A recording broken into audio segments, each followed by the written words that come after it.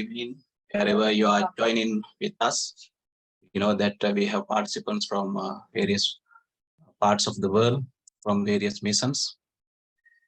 I warmly welcome you all for the second session of the 3-day national workshop on trading services organized jointly by the Department of Commerce, World Trade Organization, and Permanent Mission of Sri Lanka here in Geneva. I'm Prematilaka Jayakodi, joining from Permanent Mission of Sri Lanka, World Trade Organization in Geneva. Today we have Her Excellency Mrs. Gautami Silva, Ambassador and Permanent Representative of Sri Lanka to the World Trade Organization. I warmly welcome you, Madam. And we have with us Ms. Antonia Casaniga and Mr. Jocelyn Magdalene from the WTO Secretariat, who are the resource persons for today's session. I warmly welcome both of you. I'm very sorry if I mispronounced your names. As I mentioned, this is the second session of the 3-day program. We had on 12th September, that was on all services and services trade, and then basic features ads. We had a good number of participants on 12th, and today also a fairly good number, probably participants later during the session. And today we will be having a session on services data and services related aspects of e-commerce and in trading services data for quantitative analysis. Then we have another session, services related aspects for e-commerce. And third session, the last session, will be held on tomorrow.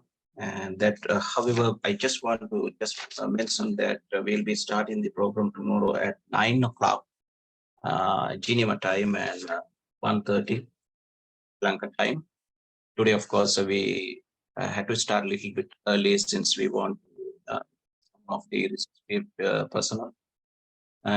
Before start of the program, I just want to invite Ambassador just to speak few words so that start for the program. Madam Ambassador, you have.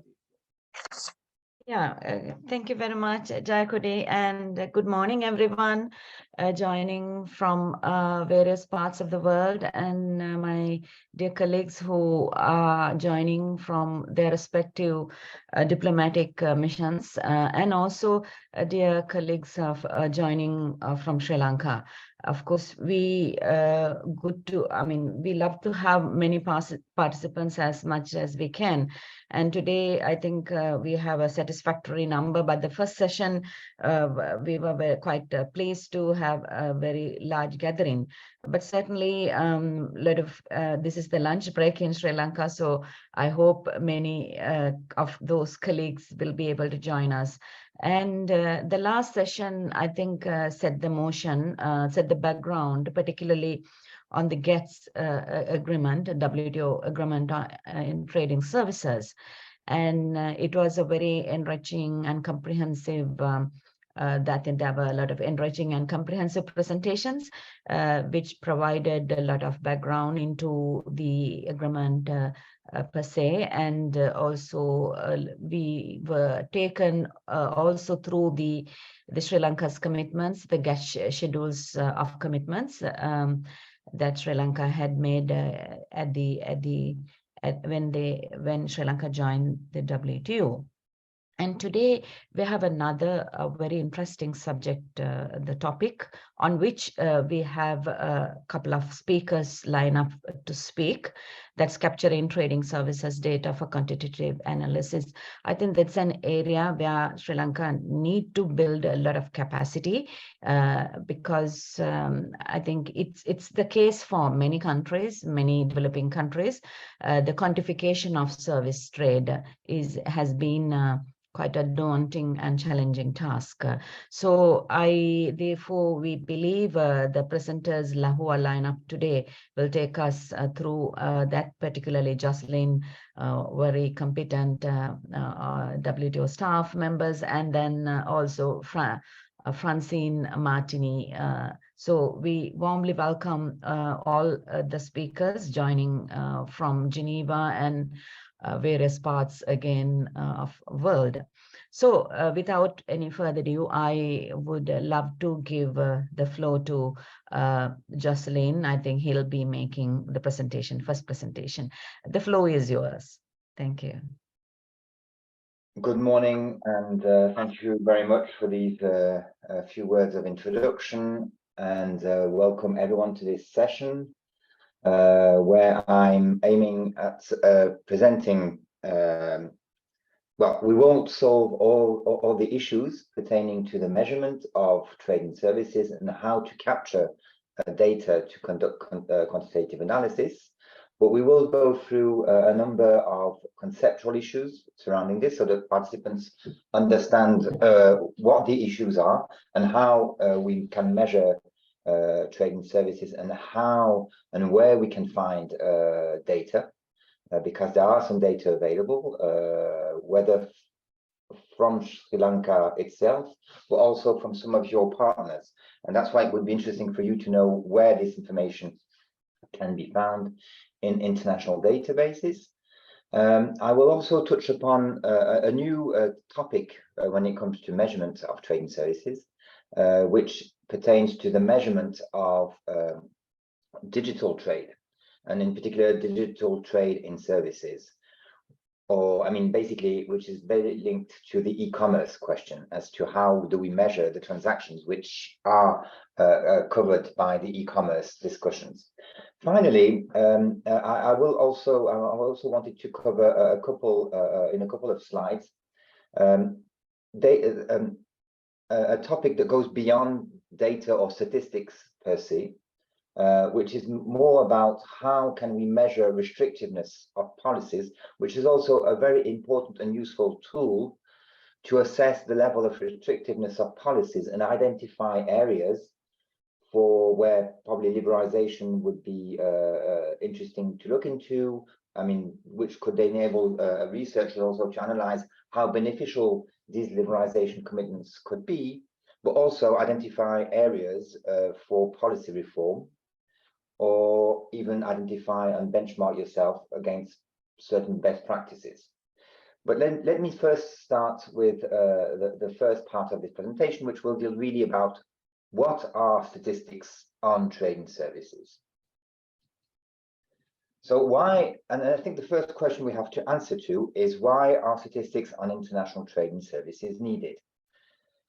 Well, I mean, first and foremost, and I think that's something that you as users and as trade policymakers, it's important to note that the main reason why statisticians compile statistics on international trading services is mainly, and that's really their primary goal, is to measure these data as an input into balance of payments statistics and national accounts.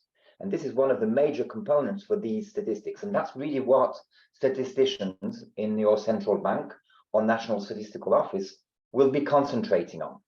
I mean, that's their main task, to produce these data so that they come in the broader statistical framework of your country's balance of payments or your country's national accounts.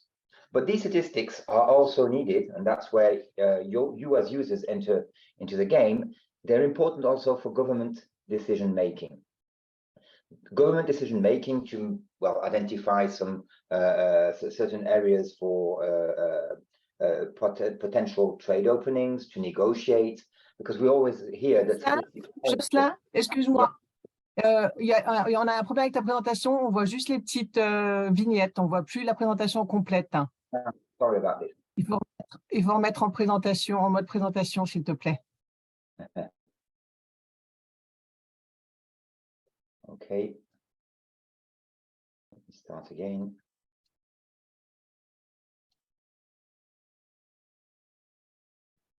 Can you see it now?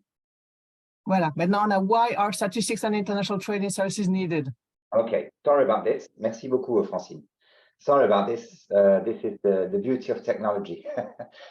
Everything was set up to work, and when we start, it goes wrong. Anyway, so let me resume on this slide. So as I was saying, statistics and the primary goal of statisticians will be to collect this information for balance of payments and national accounts purposes. But then the second set of users that we identify are people that need the data for decision making, for policy decision making, because we always say that there's nothing better than an informed and a well-informed decision making. And that's why statistics are important. Of course, these data are also very useful for the private sector, so that they can identify potential markets, potential niches where they want to focus on when they look at the export markets abroad. And then, of course, for academia, mainly for research purposes. And statisticians really have to weigh all the pros and cons of compiling data for all these different sets of users. But remember that for them, and I'm insisting on this because that's often the reason why there is probably a lack of data. I mean, not the only reason, but one of the main reasons, basically because their main focus are the balance of payments and national accounts. That's what they're paid for, basically. So it's a matter of then coming into the equation and discussing with your trade and services compilers, eventually the balance of payments compilers, to discuss, well, maybe there are some ways where we could cooperate together so that while still serving the balance of payments and national accounts, you could also do more, maybe with little additional resources, to also cover more needs that are needed for government decision making.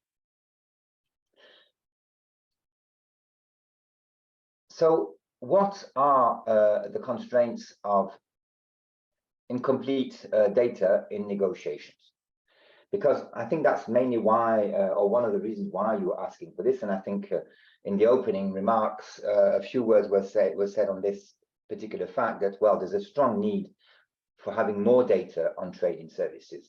And what I'm going to present now is basically what one compiler in one country, so it's based on true thinking about this, not just theoretical, but basically what a negotiator's perspective was when he has or she has incomplete data. Well, what they do basically, policymakers and decision makers, they use anecdotal data. So they don't, doesn't mean that they have nothing, but they use anecdotal data, which probably doesn't give them a complete picture. Okay. And one of the consequences of this is that this weakens the position of these negotiators at the negotiating table. And meaning that maybe also having incomplete data means that negotiating options are limited. And then, as a consequence of this also, is that, well, with the lack of data, the impact of making commitments may be difficult to measure. And the benefits of liberalization cannot be fully measured. And that's why it's important to start collecting more data. And finally, the ability to provide suitable solutions or interventions are hampered, meaning that you may not be well informed as to how to cater for interventions you may be willing to make, because with the lack of data, it's very difficult for you to assess what the consequences of this would be. And basically what happens is that negotiators enter into a vicious circle, okay?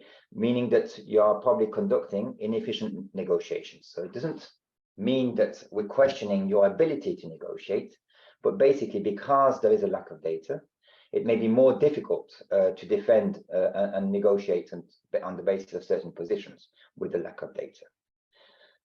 Now, of course, we hear this all the time. So let me make just a small parenthesis here. It doesn't mean, and I'm not suggesting that you cannot negotiate.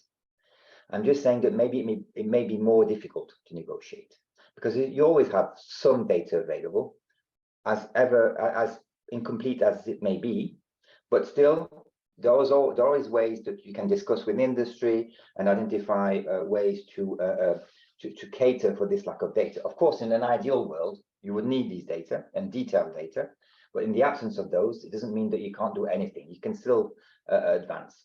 But now let's come back to the topic. I mean, because we must remember that my role here is to explain to you how this is important and what should be done. Now, to measure trading services. Oui. Excuse-moi, en fait, j'ai réalisé après qu'on est encore en mode présentation, mais on peut voir en fait, bon, t'as pas de notes, mais on peut voir tes notes. C'est pas le mode standard, hein. Donc, je pense que dans ton display settings, tu dois avoir quelque chose qui nous permet de voir la slide en entier, parce que là, on voit la slide plus la prochaine. C'est ça maintenant? Non, c'est toujours pareil, hein. And if you could remove your notes. But I think it must be in the display settings at the top, I keep changing it. so that we can see only the. But when you used it the first time, it was fine. Yeah, that's fine. I understand. Is it better now? We can still see the notes. We can see notes and next animation. It's, But can you see display setting? Voila, no, that's perfect now. Excellent. okay, sorry Thank about you. Thank you. it. I'm not sure what's going on, but never mind. That's fine now. Perfect. Thank you. Okay. So basically, what the international statistical community did after the entry into force of the GATS in the late 90s is to start thinking, well, how do we want to measure training services? And to do this, they developed what we call the Manual on Statistics of International Trading Services, or the short name or the abbreviation being MSITS, and which this manual was then revised with a new version in 2010. So basically what this manual is about, it's a set of guidelines and recommendations on the measurement of trading services. And it's organized according to two main building blocks. I see that you have comments. Okay. Good. And two main building blocks, mainly the balance of payment services statistics on the left-hand side. And this is not a new set of data. It's basically saying, well, based on the balance of payments, how can we develop more details that may be needed for policymakers on trading services? So that's basically one of the main building blocks. And then we have on the right-hand side, the foreign affiliate statistics. And this is truly a new statistical framework that was developed to basically complement the picture. Mainly because balance of payment service statistics measure the international transactions between residents and non-residents of an economy. And when it comes to mode 3, what happens to mode 3 is basically when you actually have foreign investment into Sri Lanka, and then a foreign firm establishes a branch or an affiliate in your country to then supply services within Sri Lanka. This entity is an economic resident in Sri Lanka. So meaning that the transactions that they're conducting with consuming entities in Sri Lanka are transactions between residents of the same country, meaning that these transactions are not covered by the balance of payments. So mode 3 is absent from the balance of payments, hence the need to develop a statistical framework to capture the activities and the supply of services through the establishment of a commercial presence, through the establishment of a foreign affiliate. And that's the new statistical framework. And on the basis of these two building blocks, then we can develop statistics on the international supply of services by mode of supply. So meaning including the 4 modes of supply and including mode 4. So that's basically how the statistical framework is built. And I would encourage that you talk to your compilers to ensure that they are aware of this manual, because this would be really the starting point for them to start looking into this and look into the recommendations that are made in this manual. Now, just coming back to these foreign affiliate statistics, what are these really about? So let me just summarize what VAT statistics, foreign affiliate statistics, are about. Basically, you have a company in country B which invests in country A, and in country A, this foreign affiliate will then supply services to consumers, so consuming meaning households or firms based in Sri Lanka. And that's what the supply, that's where the supply of services is. And this is what should be used to measure mode 3, basically. these activities. And looking at all this from the perspective of country A, we would, so if you imagine that Sri Lanka is country A, well, Sri Lanka would be looking into inward VAT statistics. So we're looking at here at the direction of the investment. So it's about inward investment in Sri Lanka. And then the supply of these services to consumers in Sri Lanka will be captured by what we call inward VAT statistics. And from the perspective of country B, the country of the foreign investor or the foreign supplier, we would be contemplating outward FATs, okay? And something really to remember is that foreign direct investment statistics, which are part of the balance of payment statistics, which measure the international financial transactions and positions, are different from FATs. So you cannot use foreign direct investment statistics to measure mode 3. Foreign direct investment statistics are a precondition for mode 3. But when you want to measure mode 3, the actual supply of services of these entities, you have to use what we call foreign affiliate statistics, which will be giving you indicators of the activity of foreign controlled enterprises.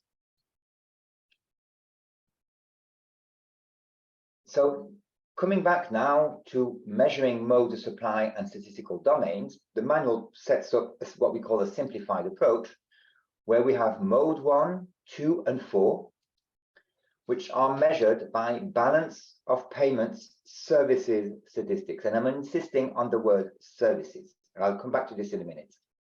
And then mode 3 will mainly be covered by what we call this new statistical framework, foreign affiliates statistics, FAT statistics. Now, concerning modes 1, 2, and 4, the reason why we underlined services here is basically because mode 4, unlike what many people say and think, mode 4 is not captured and is not measured by remittances and compensation of employees. These cannot be used to measure mode 4. What remittances and compensation of employees measure is labor migration, which is different to mode 4, which mode 4 is really about the supply of services, meaning having a service contract. So you can understand, of course, that if you want to measure mode 4, you should be contemplating balance of payments services statistics. Okay? So basically, this is the statistical framework that you need to look into and to measure trading services.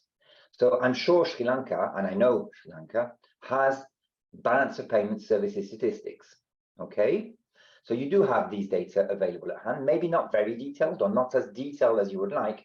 So maybe a starting point to develop more statistics in Sri Lanka is to discuss ways of increasing the level of detail that will be collected and compiled within your balance of payment statistics.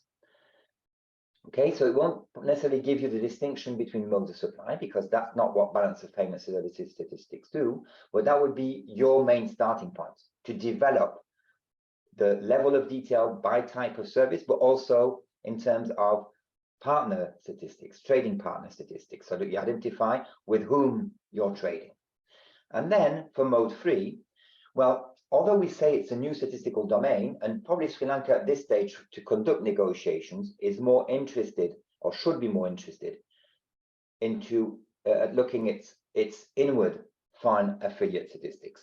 So foreign suppliers establishing in Sri Lanka to produce services here and sell services to economic entities in Sri Lanka.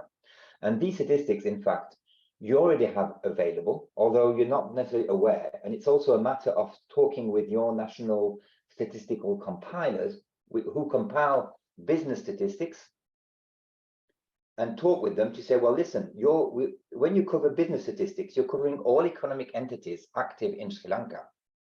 So we should probably try to find a way of being able to extract the subset of information which pertains to companies which have foreign investment. And most probably in your business surveys or enterprise surveys, depending on how you call them in Sri Lanka, could be something which is already captured.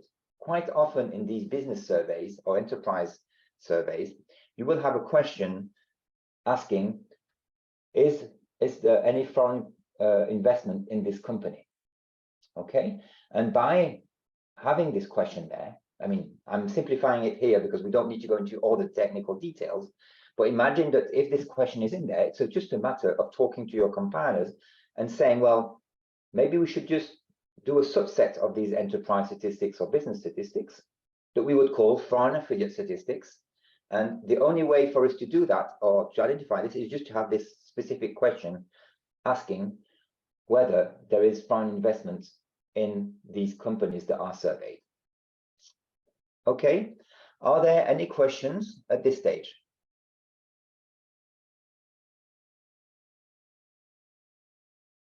There is one question, Jocelyn. Now, when it comes to mode 3, that's actually the commercial presence of foreign firms in Sri Lanka. Now, of course, the most important aspect is the initial kind of the capital that they'll be transferring from their parent company to Sri Lanka.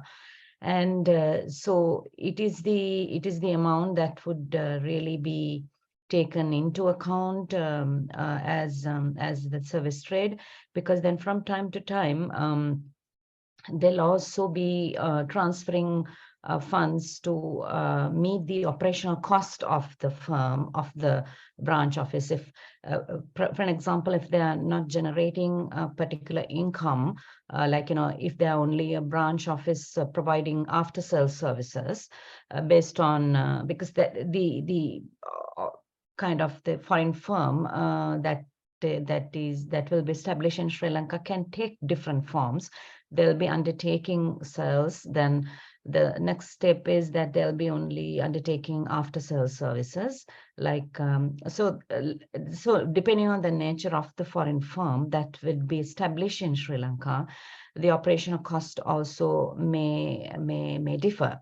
Then they'll also take away some of the profits out of the country. So could you please explain us, so if there will be only the net added value. So there again, value addition is very important when it comes to assessing the real income to the country when it comes to quantification. So it would be useful to let us know how that, looking at this particular example, how that is, the income is assessed. Thank you. No, thank you very much. This is a very interesting question. Of course, all that you're describing is extremely important. But when it comes to measuring trading services, which is about measuring the supply of services, all the flows that you were describing, all the investments related flows, are not portraying the activity, the supply of the service of these companies. To measure the supply of these of services, which is what we use to measure trading services through mode 3, you really need to look into the activities of the affiliates, not the investment flows or the income generation, which goes back then to the home country of the affiliates. What we really want to measure is what is the level of supply of services, and for that we use basically the sales of services. Sales of services by these foreign affiliates in country A. That's really what you should be measuring to measure mode 3. Okay. Right. Thank you very much. It clarifies everything. Thank you. But that's really that's a very good question. I'm glad that you asked it because it's really something important to clarify. Sorry. Okay. Now, when it comes to data dissemination, now I've explained to you the main lines of how all this information should be, or the framework should be established. But now let me describe and say a few words about data dissemination and where you can find foreign affiliate where you can find trading services statistics. So let's start first with the balance of payments. So what you need to measure modes 1, 2, and 4. Now, at the national level,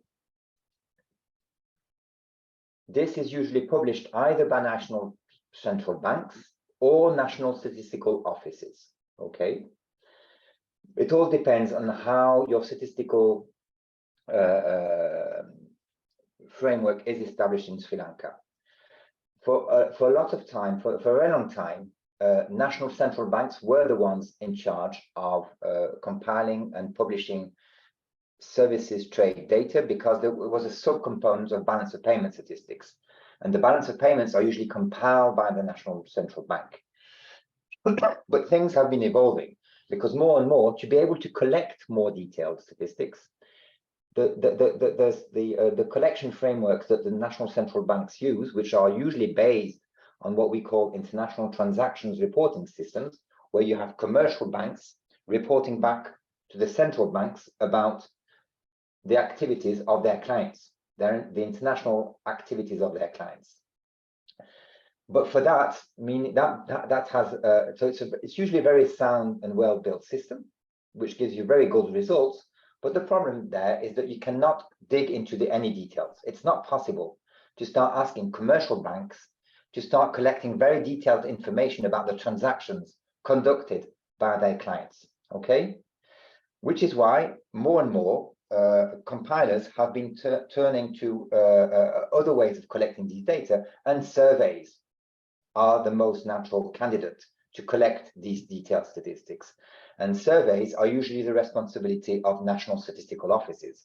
So what we have seen in many, many countries is that, or the vast majority of countries that are developing their trading services statistics, is basically to use the National Statistical Office to conduct trading services surveys, but they work hand in hand with the central bank and then deliver these data to the central bank, which then compiles the balance of payments. So it's really about joint work, but the data are usually published by either one of these two agencies or both.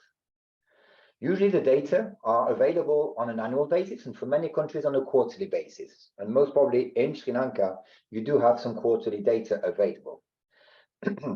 And usually these data are published on the internet, but often with very limited details. And something that I would encourage the people in charge of trade negotiations and trade policy making is to approach these compilers, National Statistical Office, Central Bank, and start discussing with them, well, most probably how they could deliver to you as users more detailed data than what is actually published, because quite often they actually have much more than what you see in national publications.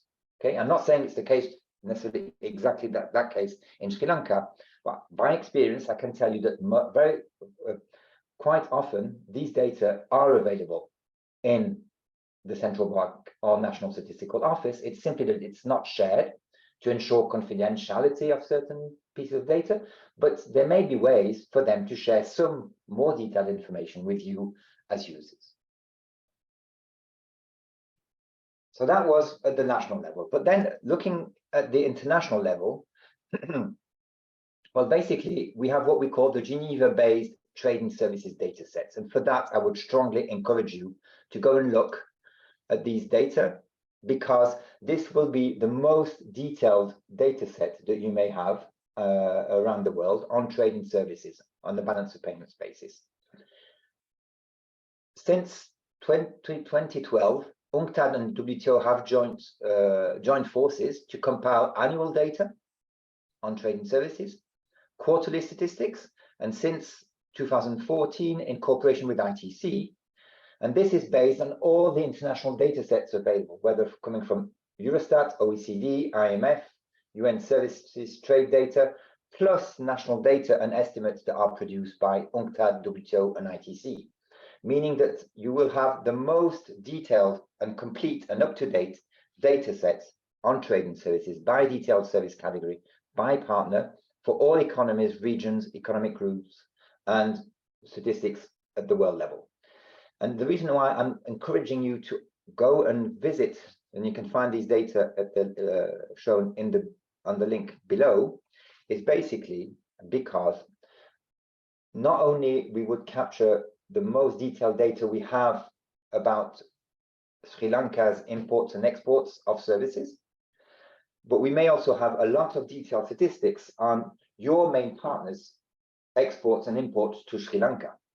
Okay, which could complement maybe sometimes some gaps that you may have. You will always have gaps, but these data should probably provide you with more data that you would have only using your own national data.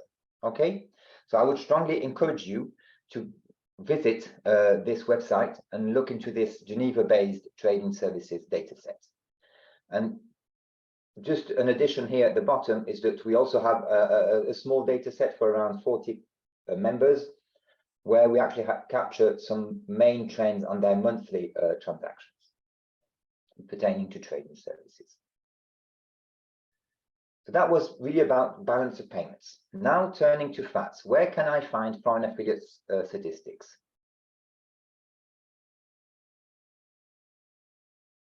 Okay. I will share my presentation now, just a side remark. I will share my presentation after this session, so I'm sure Francine will be able to send it to you later today. So where can you find foreign affiliates data? At the national level, it's only published by a selected set of economies. But remember what I was saying is that, in fact, these, even though they may only be published at the national level, most probably your National Statistical Office may have some information they may share with you, because they may be already collecting it, but simply they're not separating out the information that pertains to foreign affiliates, to the companies in Sri Lanka which have foreign investments. Okay, and basically I would really recommend that you go and talk to them, or even if they haven't compiled this before, it may not be a huge effort for them to start compiling some data that may be useful for you. Then when it comes at the international level, you have these three agencies, OECD, Eurostat, and WTO, which publish information on foreign affiliate statistics. And these, again, I would encourage you to go to this link at the bottom to identify the foreign affiliate statistics. From what I know, we do not have any data for Sri Lanka available. But again, I'm repeating this because I think it's important to establish this dialogue, that you go and talk with your national compilers to identify whether they actually are or may have some data, or maybe they can develop some a sort of data set that you could already be useful for you, even though it may be incomplete, but still useful to support and further analyze mode-free supply of services.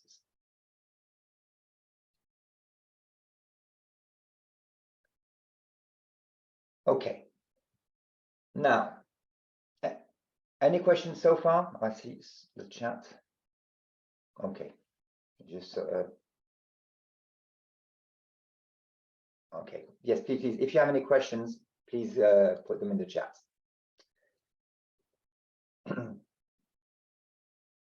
No further questions so far? Hi, Jocelyn. I'm Sam from Colombo. Just one clarification on this handbook. You mentioned this MSTIS 2010. Is this something published by the institute like IMF? We know this balance of payment statistics by the central bank normally adopted the module by the IMF. So is this something similar to such type of module, or this is developed by the WTO? Or what is the status of this one? So thank you for the question. No, the Manual on Statistics of International Trading Services is a joint effort by WTO, United Nations, IMF, OECD, Eurostat, and UNCTAD, basically. Okay, so it's a joint publication and it builds upon the balance of payments concepts. Okay, so it's completely in line with the balance of payments concepts, but provides and digs deeper into the details of trading services by type of service, by providing recommendations of how to develop partnered statistics, etc. And then has a second building block, which is all about all these foreign affiliate statistics. But the good news is that all these concepts are consistent. And the Manual on Statistics of International Trading Services can be found on the United Nations Statistical Division website, but you will also find a link to this on the Trading Services page of the WTO, on Trading Services Statistics page, where you have the link at the bottom of this slide here. Okay. Thank you. Thank you. Just to clarify. Thank you. But I mean, keep in mind, this is not a new. I mean, it's a new statistical framework, but it builds on existing frameworks. It complements what exists. Okay. So we've discussed, well, the balance of payments gives us data on modes 1, 2, and 4. FATS data provides us with data on mode 3. Now, what happens? So mode 3, that's fine. We have a statistical framework which enables us to capture mode 3. But when it comes to the balance of payments, although the balance of payments covers modes 1, 2, and 4, it does not enable us to distinguish between the modes in the individual services transactions. So we don't know to what mode of supply they correspond. However, the WTO, I mean, based on the recommendations of the Manual on Statistics of International Trading Services, has developed a project financed by the European Union Commission, a project to create and maintain an experimental data set on international trading services by mode of supply. So based on all the data sorry, we had available, I mean, remember this Geneva trading services data set. So we use this data set, and then we also look at certain experiences at the national level, which have developed statistics by modes of supply. And we have an increasing number of countries which are developing statistics on modes of supply, basically separating out the transactions pertaining to modes 1, 2, and 4 within their balance of payment statistics. They do this by either using very simple assumptions, or also by including questions in their surveys, okay, where they actually ask a distinction between modes of supply. But based on all these experiences, WTO has developed this experimental data set where it uses the MSITS recommendations, the Manual on Statistics of International Trading Services, to build a big data set which would cover all countries around the world, broken down in around 20 or 30 services subsectors and by mode of supply. Okay, so meaning for the first time ever providing a complete snapshot of trading services by mode of supply. Again, remember, this is an experimental data set. Well, in fact, my colleagues, as we speak, are updating this data set already. So, I would strongly encourage you to look at it and use it. If you have any comments, to come back to the WTO Secretariat and seek further clarifications or even provide your own input. But still, I think this is really a very useful tool that has multiple applications. First of all, to orient negotiating strategies, to help better understand world trade developments by mode of supply, and to respond to analytical questions.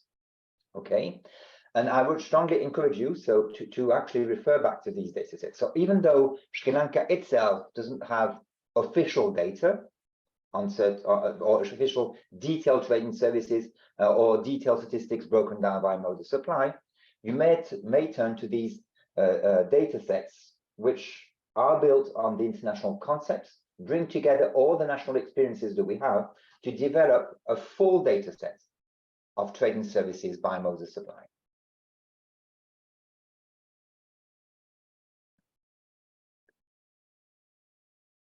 Okay, so this was about measuring trading services in general. But now, before I move to the challenges in measuring digital trade, do you have any other further question?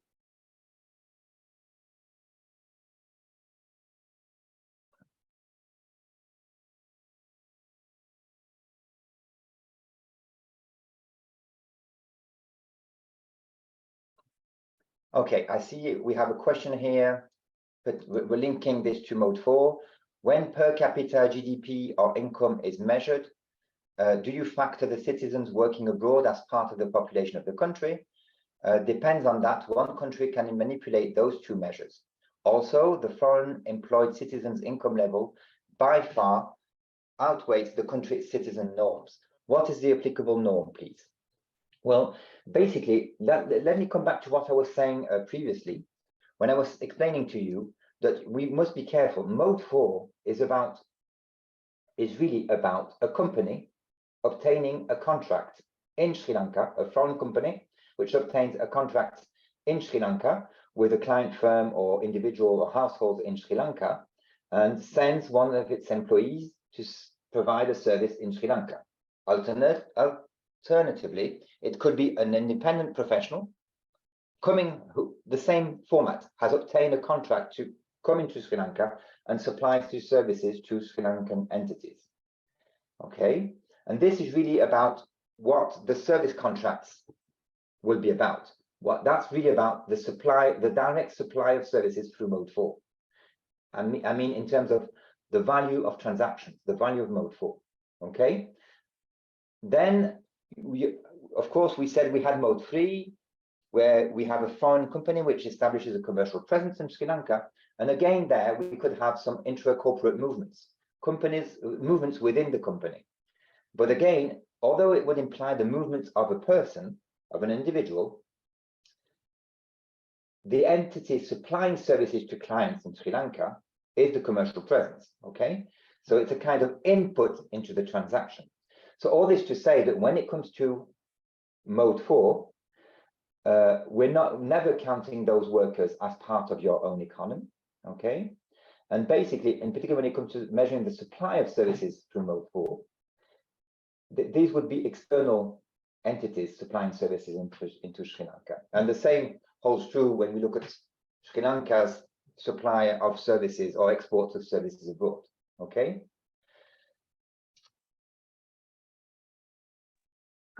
Yeah, Jocelyn, there is one question, particularly in assessing the Mode 2, because, you know, the Sri Lanka receives a lot of foreign tourists.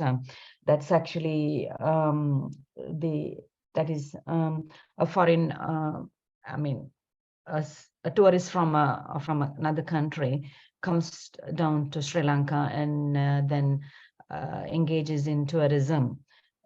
So it's actually we see that is happening under kind of possibly under Mode 2, and but a lot of our policymakers, you know, of course we value the income generated from tourism, the industry, but a lot of people do not believe when assessing the trading services, this particular kind of activity into the economic activities.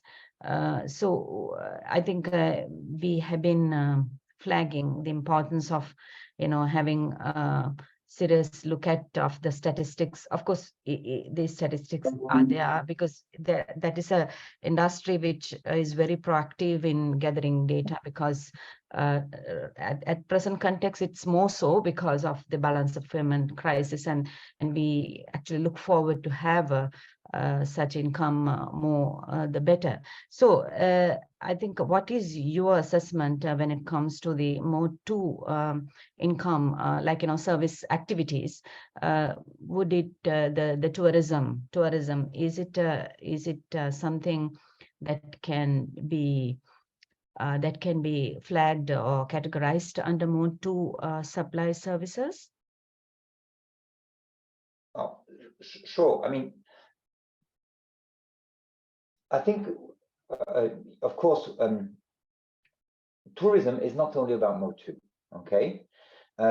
What would be Mode 2 is basically foreigners or your citizens going abroad and consuming tourism services while abroad, okay? That would be Mode 2. And of course, I mean, if you look at from your own perspective, foreign tourists coming to Sri Lanka and consuming services in Sri Lanka, I mean, you would be supplying services to them on a Mode 2 basis. So that would be the Mode 2. So that would be captured by the balance of payment statistics, okay, under what we call the travel item of the balance of payments. And again, you can further develop these data to better assess how much they contribute to trade and services and also to GDP in Sri Lanka, okay? And then maybe there's some work for your compilers to cooperate with the tourism statistics compilers to start developing some more detailed data to better analyze what are the different activities important for the supply of tourism services for mode 2. But that's mode 2. But then if you have a foreign hotel chain investing in Sri Lanka to establish a hotel in Sri Lanka, that would be captured under mode 3 and would be captured under foreign affiliate statistics. So it's a matter of identifying these activities within your mode 3 statistics. Okay. So yes, you can have data, but then you probably need to identify what you already have and see how you can further develop it to respond to your information needs. Okay. Yeah, I think the hotel industry captures the kind of related services like how many, there can be tour guides, there can be transport providers. So I think then even the hotels, the kind of the staff, the working in the hotels. So there are, I think they do kind of, assess the value addition of various sectors, this related sectors. So I think that's happening. But only thing is that is bringing that data into the mainstream. When we are assessing the impact of cats into the economy. I think that is what may be not happening. Yeah, thank you. But this is really something for your compilers, okay? I mean, of course, you can serve as a kind of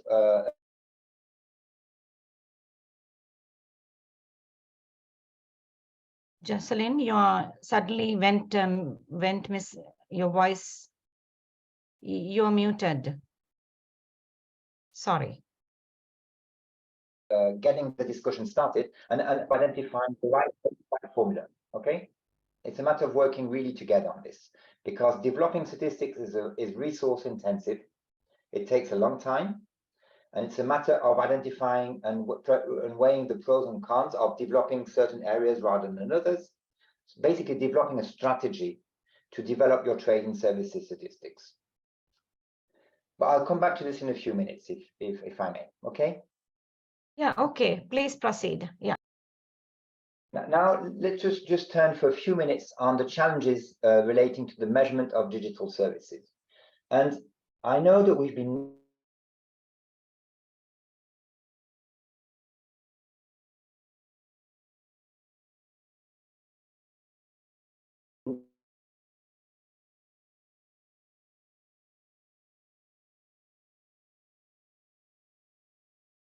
hearing a lot of, and basically maybe it was less of an issue 25 years ago, but just to illustrate one illustration, I mean, it doesn't cover all that should be covered through by e-commerce, and here we're contemplating really about cross-border e-commerce. Look at this picture here. What I'm showing you here is the world exports of goods that can be digitized. And we see that over the years, up to 2007, there was a huge increase of all these different categories of goods. So meaning sales of exports of DVDs, exports of games, of software, sound media, so that we're on actual physical media. But then starting from 2008, this started decreasing slowly, and in particular for software. Look at the value of software, where basically it's almost disappeared from this picture. But when we look at the corresponding categories in services, we see exactly the opposite, a huge increase of the amount of all these services that are sold cross-border, so through mode 1, basically, which pertain to all these products that we saw on the left-hand side. And basically, there has been a shift from goods trade to services trade. So increasingly, the need to better understand what trade in digital services was about. And what the statistical community has done in 2017 and 18, that's when really the work started on how should we measure digital trade. And they developed a scope, which basically identified how services are traded digitally, so across borders, how digital trade is happening. It could be either services or trade that is digitally enabled or digitally ordered, okay? And then trade that is digitally delivered.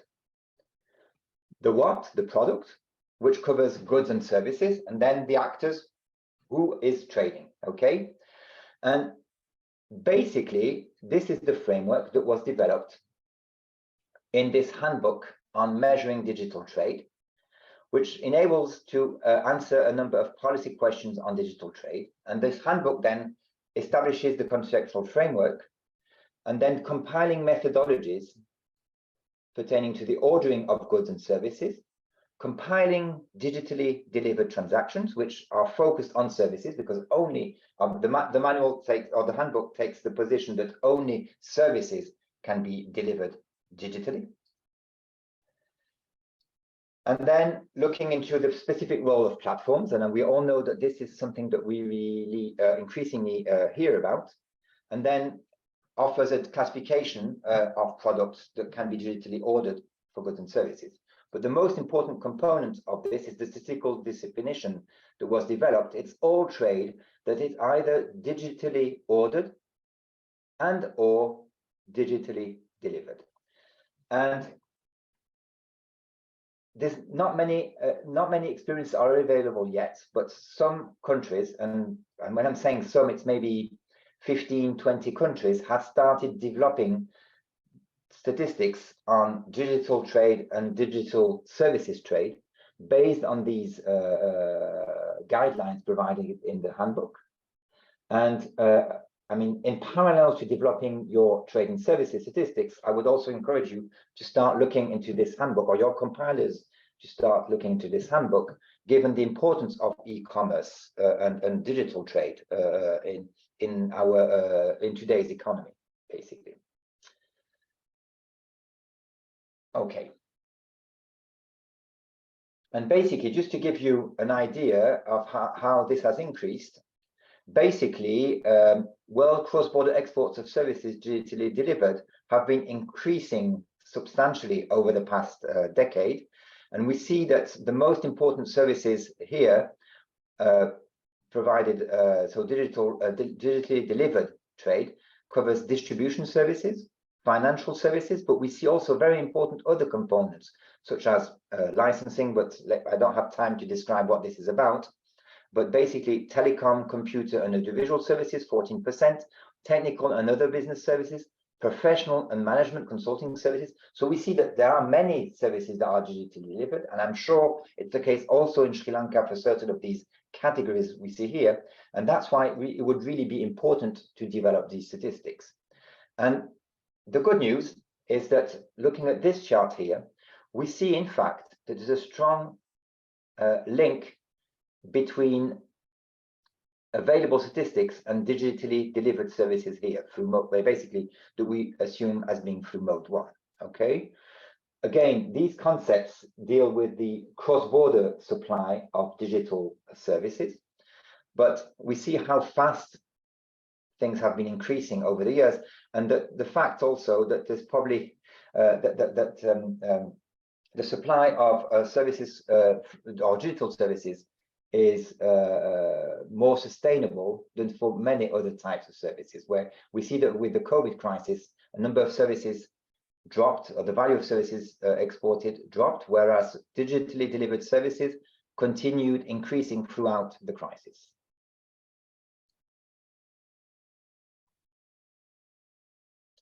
Okay, so now identifying ways forward for improving data availability.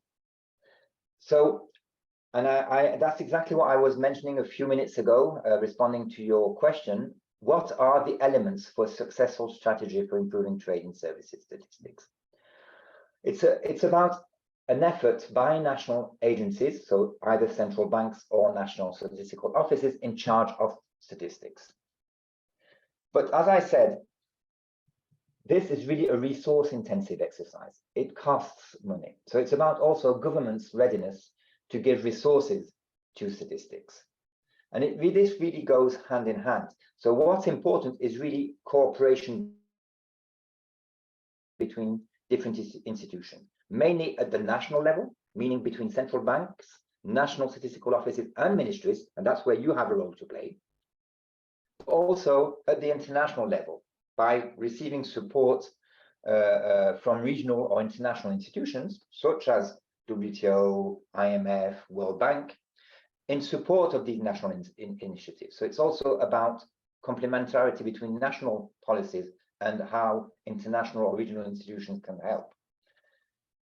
And that's where the effective technical assistance work. We need to bring in all these different elements, and then you can eventually bring in international and regional institutions that can bring in effective technical assistance to develop statistics that you need. In that context, there is a task force on international trade statistics that has a capacity building support function. And we have different components in there. This group is led within between all the different international agencies. But first and foremost, I would recommend that you refer to the WTO training module on measuring trade and services, which is available on the WTO website. You have the address here. And I would really recommend that even you as users read this, and it would provide you more details on what I explained today. Then you have regional trade and services statistics workshops organized by different agencies, the United Nations Statistical Division, the World Trade Organization, the European Union, which is usually conducted in collaboration with regional agencies when this is pertinent. Oops, sorry. I didn't mean to click on the link. Can you still see my slide? Yes, Jocelyn. Yeah, okay. Yeah. Then we have WTO national seminars. WTO has been organizing national seminars for the past 15 years now to help raise awareness at the national level and start establishing this collaboration I was talking about, and I've been insisting on collaboration between compilers and users.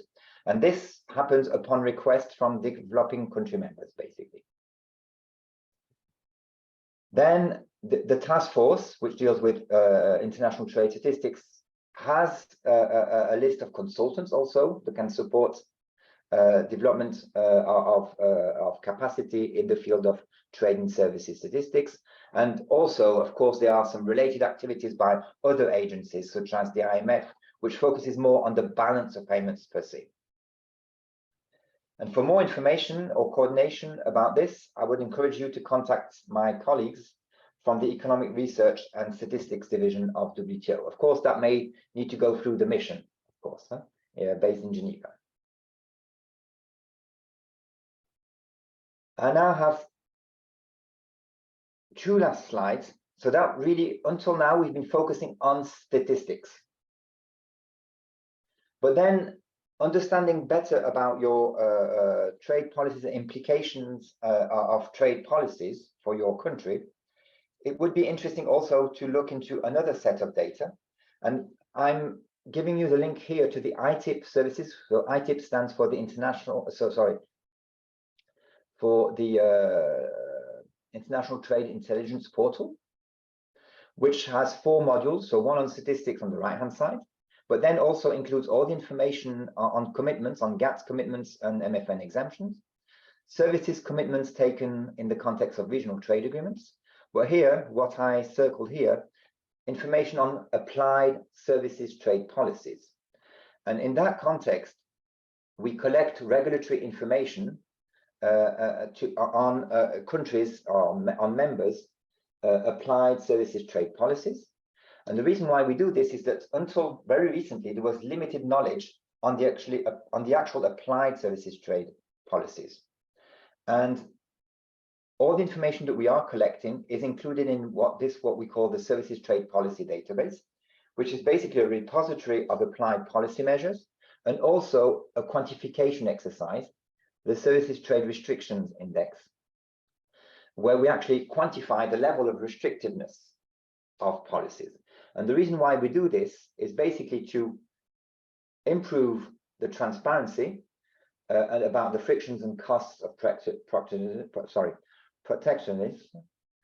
to analyze services trade policies, to inform international and regional negotiations, and also to facilitate trading services by creating a resource for business.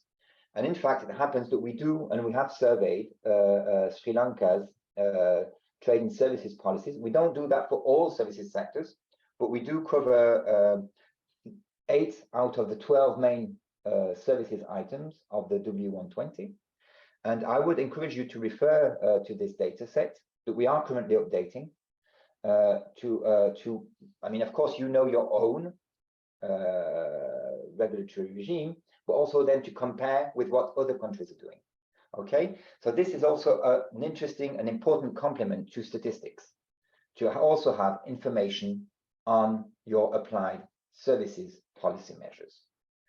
So this brings me to an end of my presentation.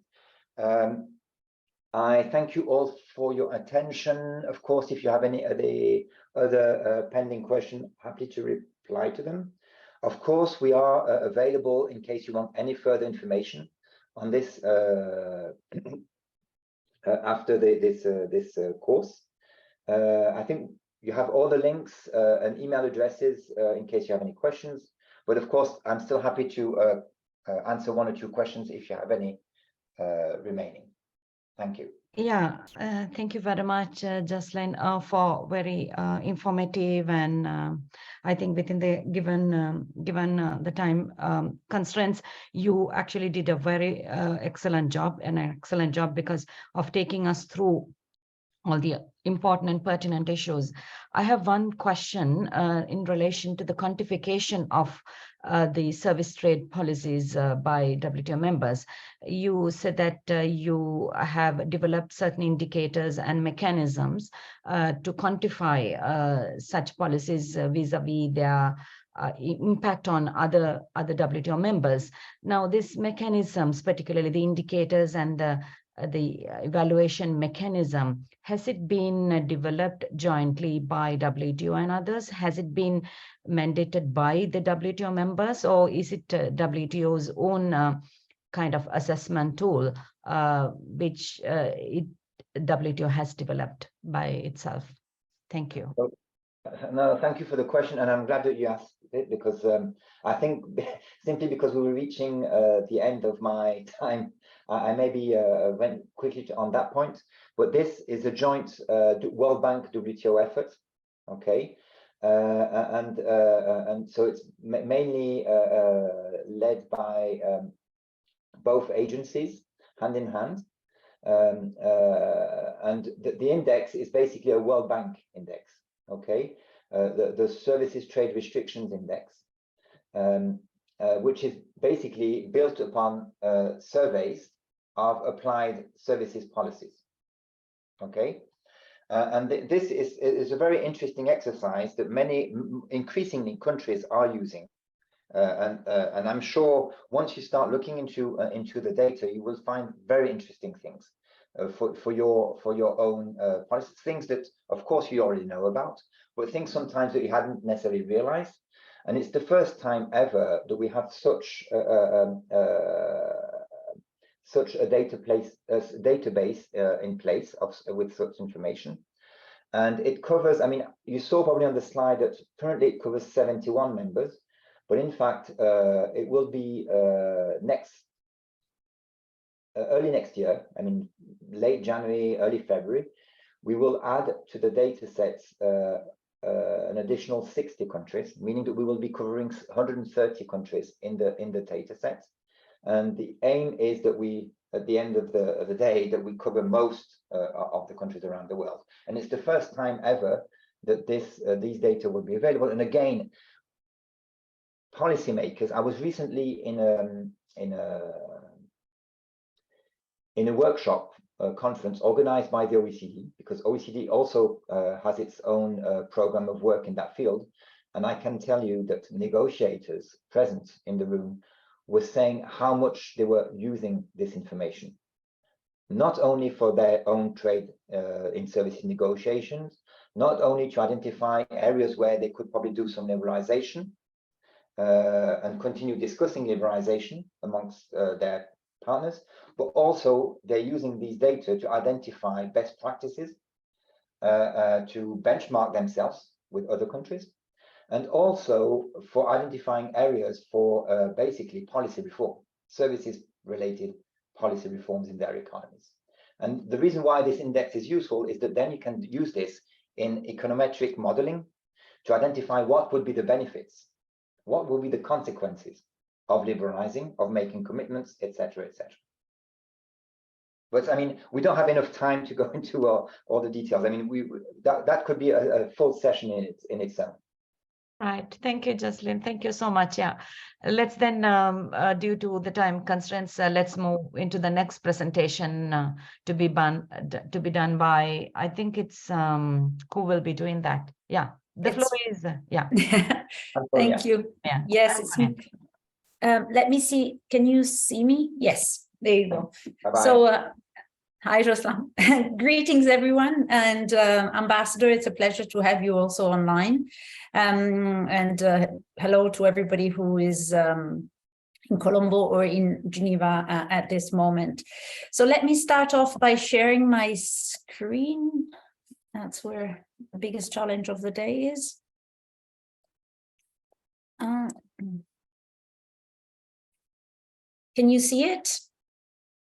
Yes, Antonia, if you Thank you. would you like to have the slides on the left corner? You want to have No, I'll No, try. you should enlarge. It's blocked Right. now. Because we can see all the I know, but hold on, let me try again. Something is blocked for whatever reason. New share. you can Okay, do let the me. slideshow. Yes, Yeah. it's just that for some reason my mouse is not replying to anything I do. So let me try again. Meeting controls, what is that? You're sharing the screen, slideshow, and it doesn't slideshow.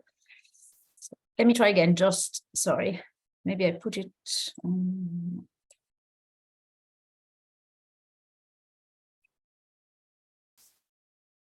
share. It's still the same. I see, yeah. I can see, but I have a large screen on the desktop, but some of our participants may be using small screen in their laptops, so this may not be quite visible. No, I agree. And I think I would want to see the slideshow. Let me try one more time. If not, Francine, may I ask you to try at your end? Sure. Okay, let me try one more time. Putting it, I'm closing this and trying again. Okay.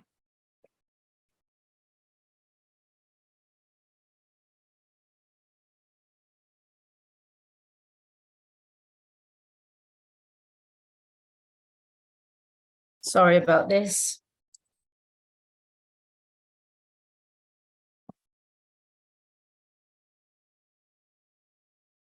Okay.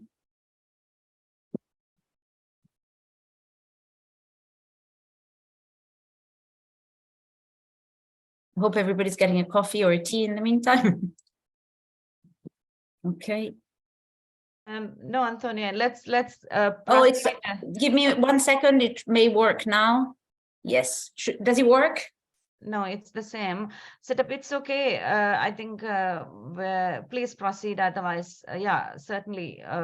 I can see because I'm operating from my desktop. So I have a big screen. But let's see. I think we'll proceed. At least Okay. get But some. because I see it as slideshow now, but I don't know if you do. No, we still see the little Okay, one Francine, on the would left you, hand. I don't know why, Yes, I because can my, share. thank you. Okay, so I'll stop sharing. And then in the meantime, I'll say a few words. And apologies about this. It was working well before. Okay, so just to say that my presentation will follow a focus on the services related aspects of electronic commerce. Oh, I know why, because I have two screens. I know why it's not working. Okay. Yeah, it could be. Yeah, and I don't know how to do that, but maybe Francine can help me. And let me get out of this for now. Okay. And Francine, can you put it up, please?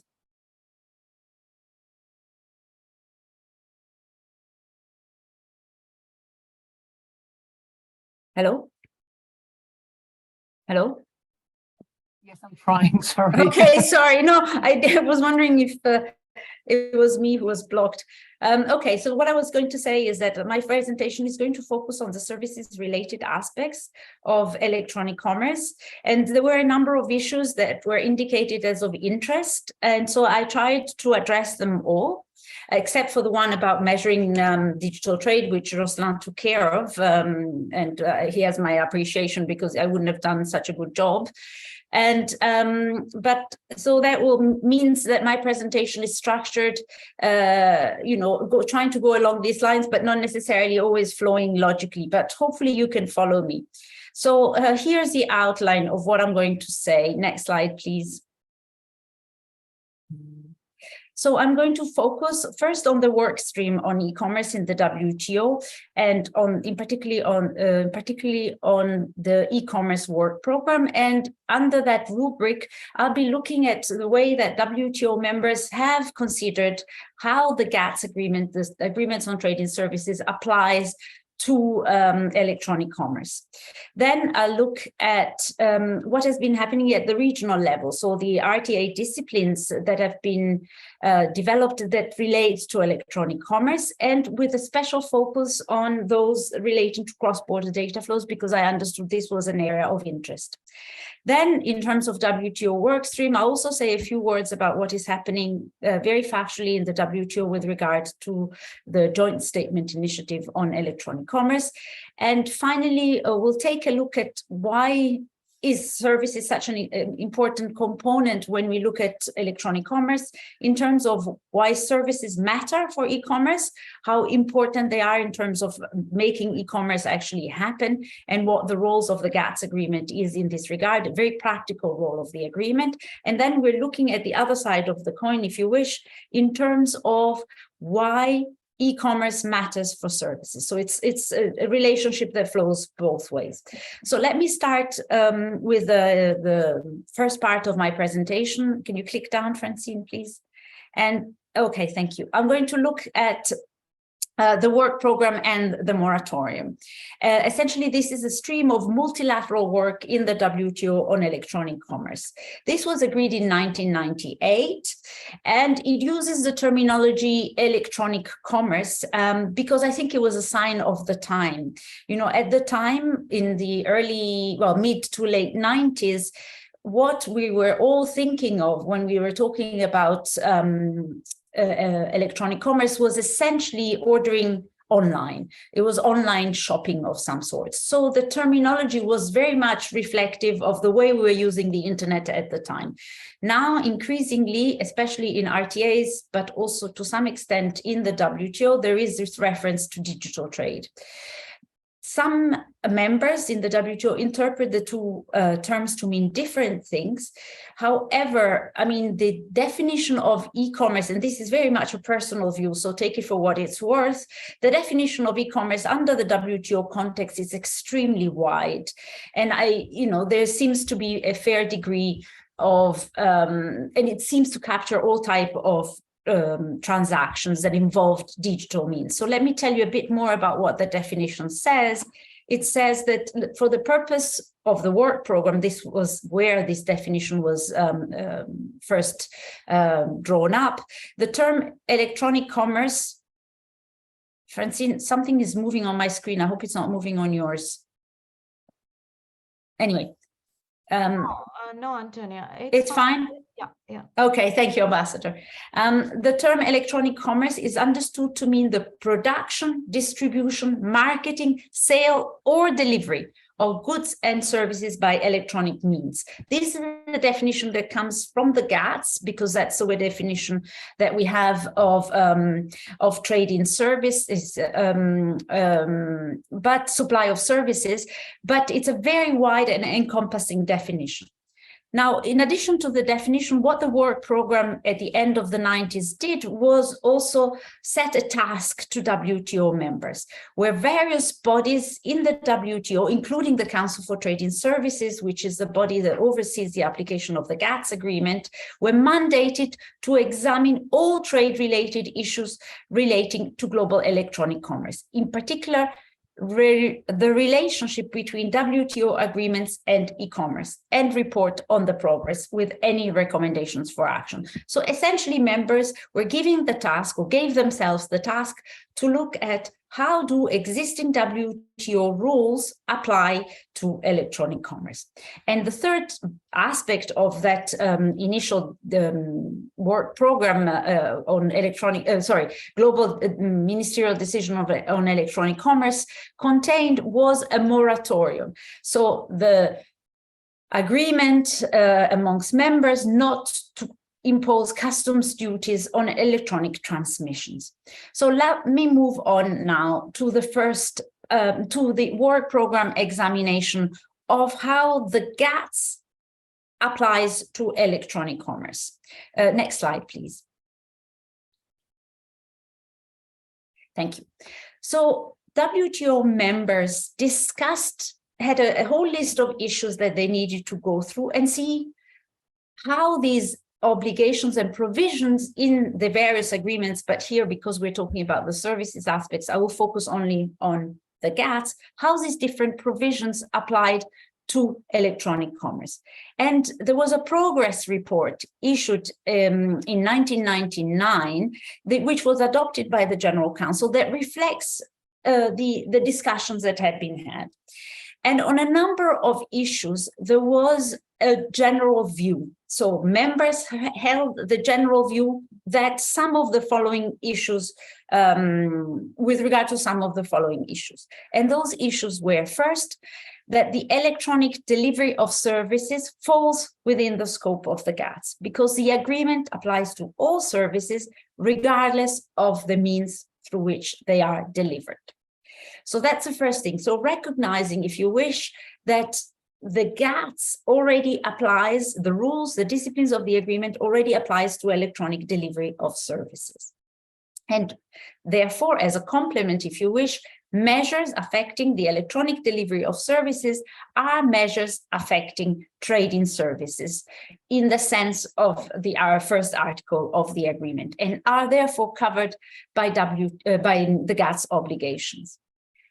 A third aspect on which I would add a qualifier, and I'll elaborate on afterwards, is that the general view was that the GATS is technologically neutral, in the sense that it contains no provisions that distinguish between the different technological means through which a service may be supplied.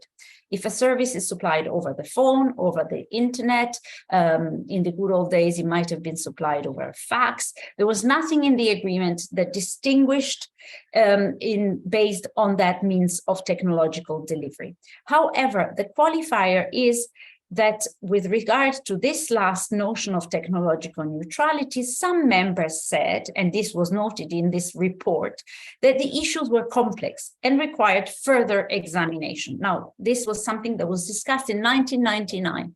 It hasn't really been addressed since.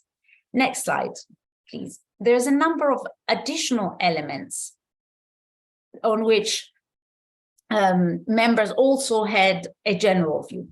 Namely, that all the provisions of the GATS, including the most favored nation provision, are also applicable to services when they are supplied to electronic means. Sorry, I'm trying to read the question. I'll read the question. Let me finish this slide, and then I'll see the question that has come into the chat. Then they also reaffirmed, members said the participation of developing countries in electronic commerce should be enhanced inter alia through the liberalization of market access in areas where developing countries have an export interest, and by allowing them better access to technology.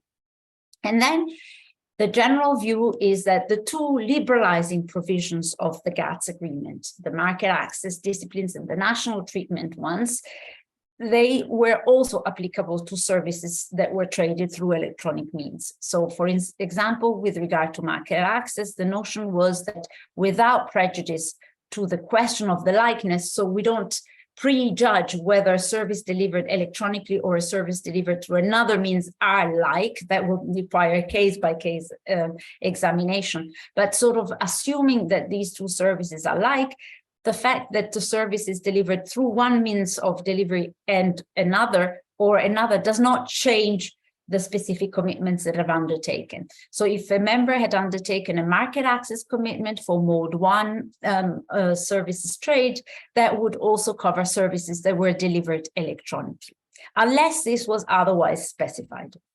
And the same is true for national treatment. So commitments also on national treatment also relate and apply to the supply of services through electronic means, unless this is otherwise specified.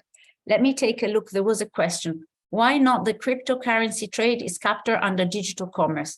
If captured, what is the methodology due to specific speculative values? If not captured, what should cryptocurrencies comply with to be recognized as legitimate trade? Okay, thank you for the question, which is not an easy question to answer, but I think it is captured because to the extent that measures affecting trade in what maybe payment services, for example, it depends exactly what cryptocurrencies are used for, that would still be covered under the GATS and under trade in services. And in terms of measuring its value, I think again, and here I would defer to what Jocelyn said earlier, the value is not the value of the currency itself. It's a value of the service, for instance, that provides the payment option or the exchange option, for example, similarly to what you would have, for instance, with foreign exchange services. It's not because a currency gains value that there's more trade, because what we're trying to measure when it comes to trade in these services is the intermediation, the value of the intermediation service, be it, for instance, to exchange currencies or, for instance, for payment purposes, rather than the value of the underlying asset. So I hope this sort of provides a rough answer to your question. And if there are other questions, please don't hesitate to put them in the chat or interrupt me. So as I said, so to sum up what I just discussed, there were a number of issues on which WTO members agreed, and essentially all related to the fact that given that the GATS does not distinguish on the basis of the technologies through which services are supplied, the existing commitments and obligations also apply to the supply of these services. However, there were three areas on which members' views differed, and where, again, further work was deemed necessary in order to achieve clarification. And the three areas of divergence were technological neutrality. That was the first issue on which I said there was a general view, but it was indicated that there was need to discuss this issue further. The issue of classification and the issue of new services. Let me take each one in turn. So next slide, please. Starting with technological neutrality. The notion of technological neutrality relates to the fact that nothing in the GATS contains any indication about disciplines being applicable or not, depending on the technology through which services are delivered. So although members' views or members felt that greater clarifications were needed, in the meantime, since 1998, there have been a number of cases, panel cases, where the issue of technological neutrality was addressed in practice, although not as a concept itself, but in practice. And these dispute settlement cases concerned gambling services, where US had measures that were blocking the supply of gambling services online. China audiovisual services, which are again about online music downloads, and the case with regard to Mexico telecom services and Argentina financial services, where again, both telecommunications and these financial services concerned services that were taking place over a network, over a digital network. And in all these four cases, what the panel findings were, was to the panel findings confirmed that the disciplines of the GATS and the commitments undertaken under the agreement also apply to online services.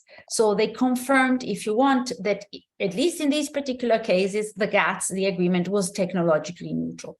So this doesn't mean that there's necessarily a principle of technological neutrality, but in the practice in which has been examined by adjudicators in the WTO, has always come to this conclusion. So next slide, please. The second question on which members' views differed and continue to differ with regards a classification question. And here it is an issue that concerns something that already Jocelyn referred to, essentially what are sometimes known as digital products or digitizable goods. These are products that were once traded exclusively in a physical format, and now can be digitized and sent across borders through the internet. Typical examples are movies, printed matters like books, newspapers, cards, video games, and so on. So these are goods, used to be goods physically delivered through being transported, cleared customs, and then imported in the destination country. Suddenly they become intangible. They've been digitized and they're sent through the internet. And what is the implication of this change? Now, Jocelyn told you about the statistical approach to this, which is to consider them services. However, in the context of the WTO's discussion, members' views are different. They don't all agree that these are necessarily services. So some members consider that because a book was a good, once it's been transformed into an e-book and imported and traded internationally, it still remains a good. And the implication of that is that, of course, it would be the disciplines of the GATT, the General Agreement on Tariffs and Trade, that would apply, the disciplines dealing with trading goods.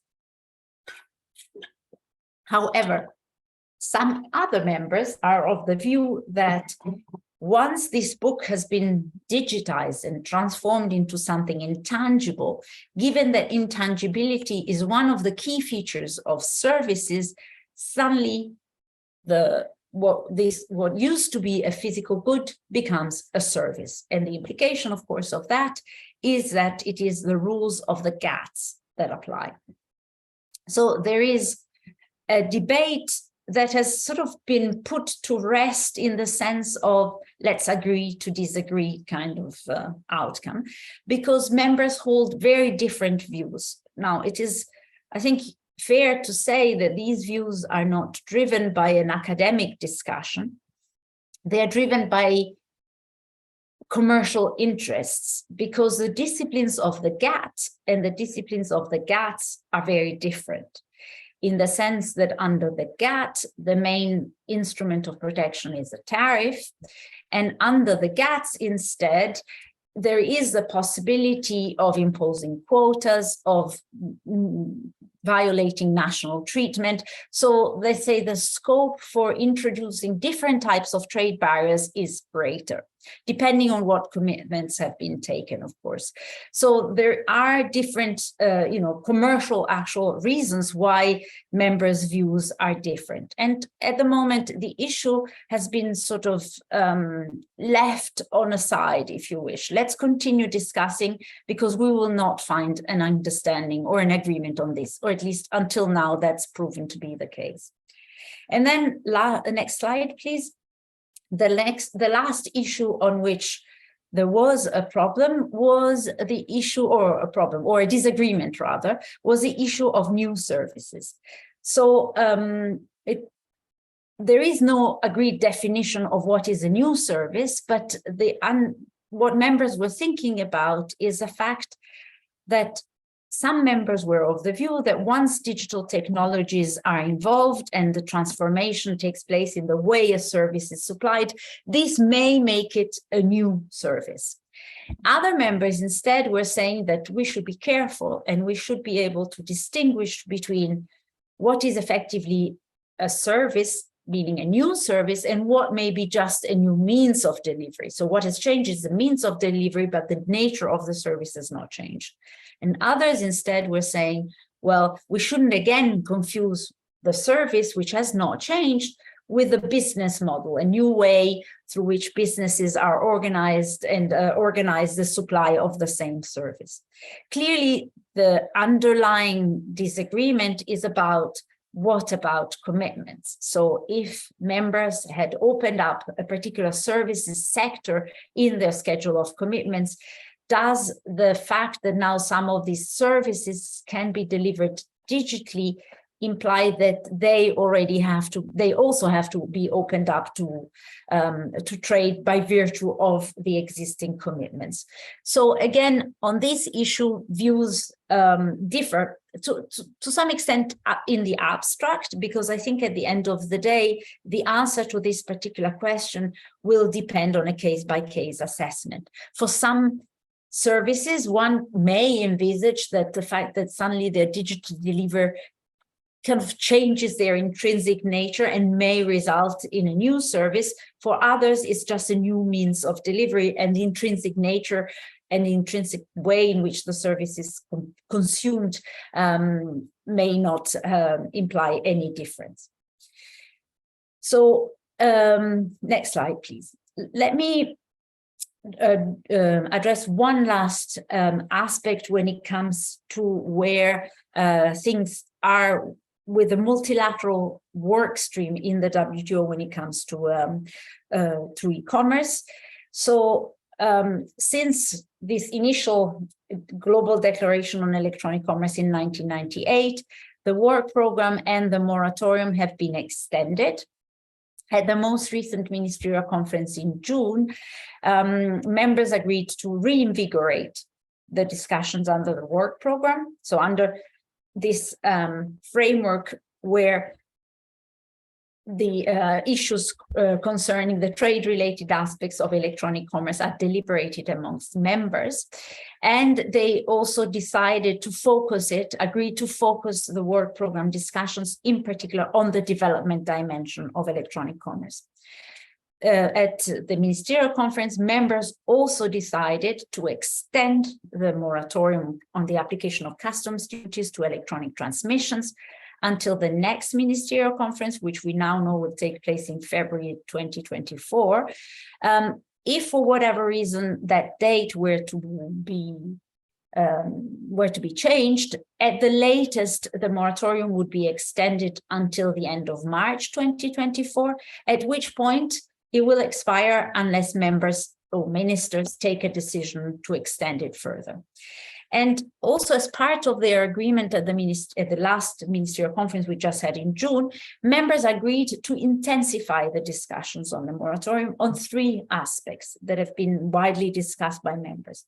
The first one is the definition of electronic transmissions, and particularly the issue there is, does the notion of electronic transmissions include the content that is being transmitted, or does it only relate to the transmission itself? Second issue is a question of scope, because there are some views that the moratorium does not apply to services, and so that's the issue under discussion. And then the third issue, what is its impact? In particular, what is the impact of not applying customs duties to electronic transmissions, in particular in terms of customs revenue, because clearly the non-application of duties implies that some customs revenues is lost. And then since we had the ministerial, as I said, in June, what has been happening since? There have been a number of consultations and discussions under the aegis, particularly of the General Council, and it was agreed that members would tackle the work program and the moratorium focused discussion in a framework called dedicated discussions. There have been a number of ideas put forward on how the work under the work program can be reinvigorated, particularly with a proposal that has been put forward to focus as a first topic for discussion on consumer protection, and also a general view that members' discussion should start with the development-related issues, given that the ministerial decision calls for members to focus on the development dimension of the work program. But also, clearly, there is a need to engage further as mandated by ministers on structured exchanges and evidence-based discussions related to the moratorium. So let me stop for a second in case, I realize I'm speaking fast because I'm conscious that we're a little bit behind schedule, but let me stop and see if there are questions at this stage. Yes, Antonio. Yes. Thank you very much for taking us through this work program moratorium from the GETS point of view. And we have been quite aware of these three issues where you have now listed the definition, scope, and the impact from the goods, the GET point of view. But when it comes to GETS, we see there can be different interpretation when it comes to the definition, maybe also because not unlike in the GET, where you actually see the product if it is digitally delivered, then there can be two aspects. Now, for an example, if the product is physically delivered, there can be two components in a software, for an example, or a video game. So let's take the example of the software. So if it is physically delivered, then you have the CD, that is actually the carrier media. Then you also have the content, that is the data, which is contained in the CD. But in an electronic transmission, so there is hardly a carrier media. The carrier media it does not, come into the picture because it is the data which will be downloaded. So it is the kind of the usage of the internet or the kind of number of bytes that a particular customer will be using to download that program. Now, when that is, I think, again, in the goods area. But when it comes to the services, it's again another quite a complex scenario. So according to the way that when you set aside GET and GETS and the definition scope particularly, can they take different kind of shapes, particularly when it comes to the scope? Because I just wanted to, if you can certainly enlighten us on those differences, it would be useful for us to understand the discussion, subjects of definition and scope. Then the next question is the impact, that is the custom revenue. Now, we know that in the services area, normally the concept of custom revenue is very, very again ambiguous. So there again, a lot of countries are also contemplating how to because here the moratorium only talks of custom revenue. It is the indirect taxation. It is not the direct taxation, which is the income on economic activities. That is normally called the income taxes, right? Collection of income taxes on the firms that engaged in these e-commerce activities. So if they are physically present, it is not within Sri Lanka, it is not a question. But here we are talking of cross-border agencies that are delivering goods across the board, but they're not physically present in Sri Lanka. So that is another issue. But I think if you can certainly enlighten us on these aspects, that would be useful for us to understand the subject matter. Thank you. Thank you, Ambassador. And those are very, very pertinent and also very, very difficult questions in a way. So let me start maybe with the first part or the first question that you had, which was about, if I understood correctly, what about the definition and scope of electronic transmissions when it comes to the services side of things? And I think maybe here it's useful to think of the application of the moratorium in three scenarios. So the first scenario is one where you have a physical good that continues to be delivered physically. And I think clearly there is, in this particular case, there would be no electronic transmission because the product continues to cross the border in a physical format, and therefore the moratorium is irrelevant. Then we have a scenario where we have a service, a pure service. It's always been a service. So for instance, I don't know, a financial service, for example, that crosses the border electronically. So although we don't have a definition of what an electronic transmission is, you might consider that to be an electronic transmission. It was a service, it continues to be a service, it just happens to be traded or delivered digitally.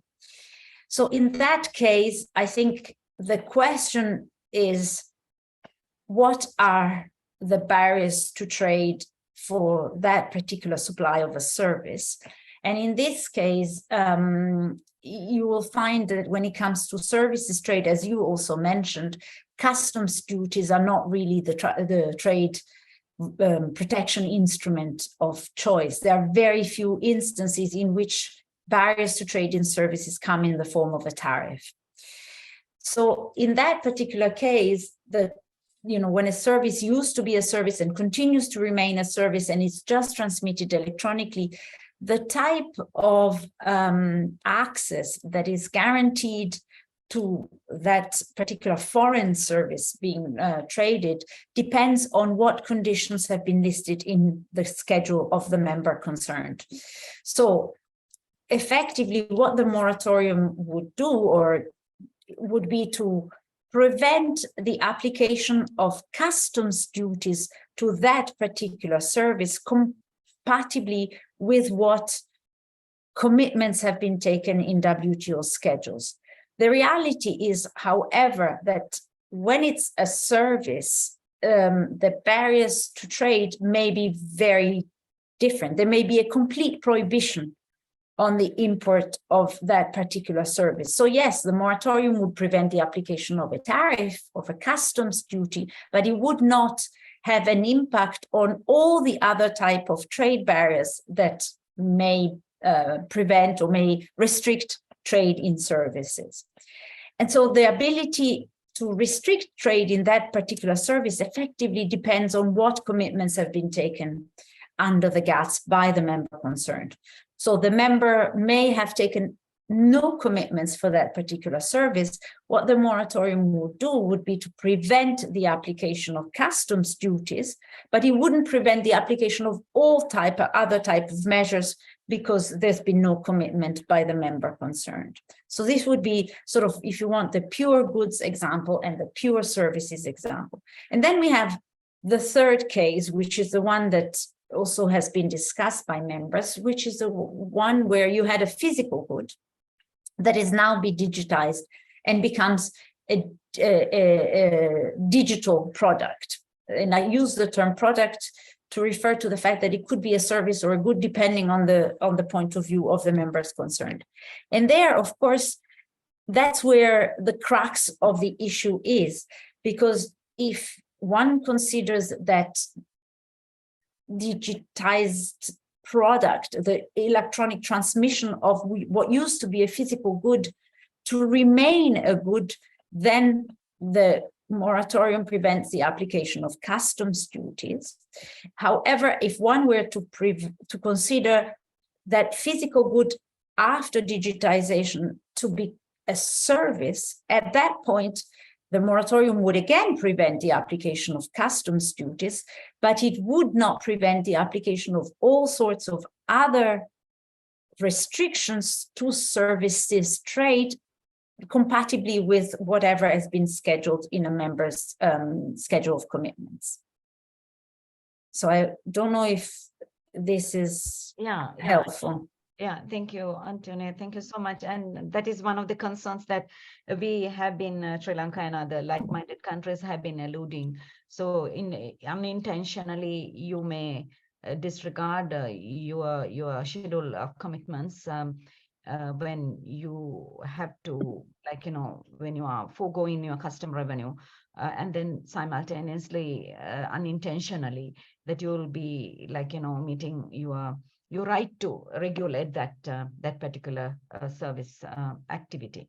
The other aspect I wanted to know is that when some countries actually, when you categorize e-commerce, I think it's again a definition, a definitional issue. Some actually would like to recognize e-commerce as a delivery of good rather than a delivery of service. So like EU is very, very vigorously proposing a proponent of the second kind of path, that is electronic e-commerce being recognized as a service rather than as a good. What is the if you can enlighten us the advantages of going on, because these are two different tracks. So without any attributing to any country particular member, what are the advantages and of both options, if you can certainly tell us, so that it would be important for Sri Lanka to take an affirmative consideration, which path would be the best way to define the e-commerce. Yeah. Thank you very much. And I mean, again, I think maybe let me start with the last part of your question and then come back to something that was mentioned earlier. So I think the answer to that is it depends. It depends whether you have offensive interest in some of what you said, e-commerce, or, those products, the digitizable goods, the ones that could be services or goods. It depends whether you have an offensive interest, whether you have a, let's say, defensive interest, where you want to sort of be able to restrict imports of those particular products, and what the commitments that you have and that your trading partners have in services for those particular products. Because the implications are, as I alluded to earlier, are different. If you consider, let's take the example of a software, for example. If you consider that software is, which used to be traded in a CD, for instance, in a physical carrier medium, and now it's mostly downloaded. If you consider that it remains a good, the only barrier to trade that can be imposed on that product is essentially a tariff. And now with the moratorium, there is this understanding not to impose customs duties on that software. If you consider that software to be a service, then the conditions for trade in that particular product depend on what commitments have been taken for instance, computer and related services under the GATS. And here you have two scenarios.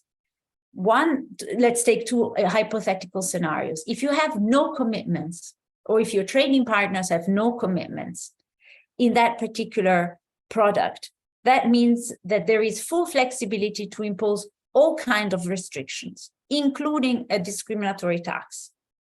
So it's not a tariff because it's not applied at customs, but it's a discriminatory tax because that's not the definition of a customs duty. And under the GATS, if you have no national treatment commitments, it means that you're free to discriminate in whatever way you wish. However, again, the moratorium would come in and prevent you from applying customs duties, but it wouldn't prevent you from applying a discriminatory tax.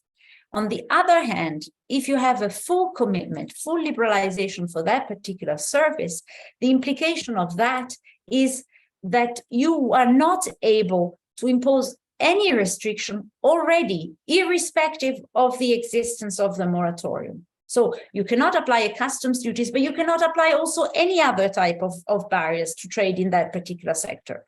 So there is not necessarily a clear what is best answer. It depends a little bit in terms of what are you trying to export. If you're an exporter of such services, maybe you want to see what your biggest trading partners' schedules look like and whether they have full commitments, for example. In that case, you'd be better off saying that's a service.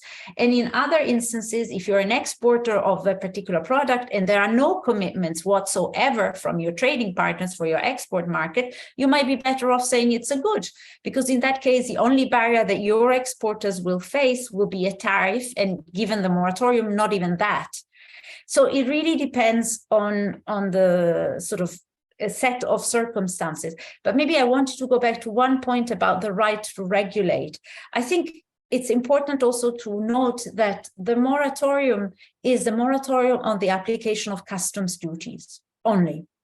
It doesn't in any way impact your right to regulate or impose trade restrictions in services compatibly with what your schedule of commitments say. So at the moment, there are some sectors where services may be supplied digitally, where members have taken no commitments whatsoever. And the moratorium would only imply that no customs duties can be applied, but it would still, it would not affect in any way your ability or the ability of the member concerned to impose a complete ban on exports, or sorry, on imports of that particular product, or a discriminatory tax, or any of the market access and national treatment restrictions that they can think of. So I think it's also important to frame the discussion in terms of the implication of the moratorium, in terms of the customs duty aspect of it, not in terms of any other broader impact on members' rights to regulate for legitimate purposes. Those are not affected by the GATS anyway, or even in terms of their right to impose measures that are limitations to trade, because that right is enshrined in whatever is inscribed in the schedule of commitments. And there, in terms of services only, I'm not talking about the good side, but in terms of services, what your right, your room to maneuver is in terms of trade barriers is determined by what is in the schedule. The moratorium only prevents the application of customs duties when it comes to services. Yeah, thank you. Very clear, Antonia. Thank you so much for my pleasure. There is one question on the chat box. Oh, sorry. Yes, let me see. Chat. Is social media services classified under e-commerce? If not, under which category? So yes, social media, it's a very good question, and it's a difficult question, because when I talked about classification earlier on, there are additional aspects in terms of where are certain services classified. So social media services are certainly a service. Where specifically they're classified, it's not immediately obvious, because we don't have an e-commerce category as such in the services classification. But for instance, under computer and related services, we have data storage, data processing. So depending on what the social media aspect does, it certainly would seem to fit under one of the computer and related services classification. And, you know, there would probably need to be a little bit more discussion amongst members in terms of seeing exactly where they think this might be best classified. But I think my answer would be, it would certainly be a service. Where specifically it is classified may be something that would require a little bit more discussion. Thank you. Right, Antonia, please continue with your presentation. Thank you. Okay, so if we go on now, let me go into, I'm only on part 2 and I'm conscious we have half an hour, so let's see how I managed to go through it. But let's look at what has been happening at the regional level. So far I discussed the multilateral discussion under the work program, and now we're looking at the regional trade agreements context. So next slide, please.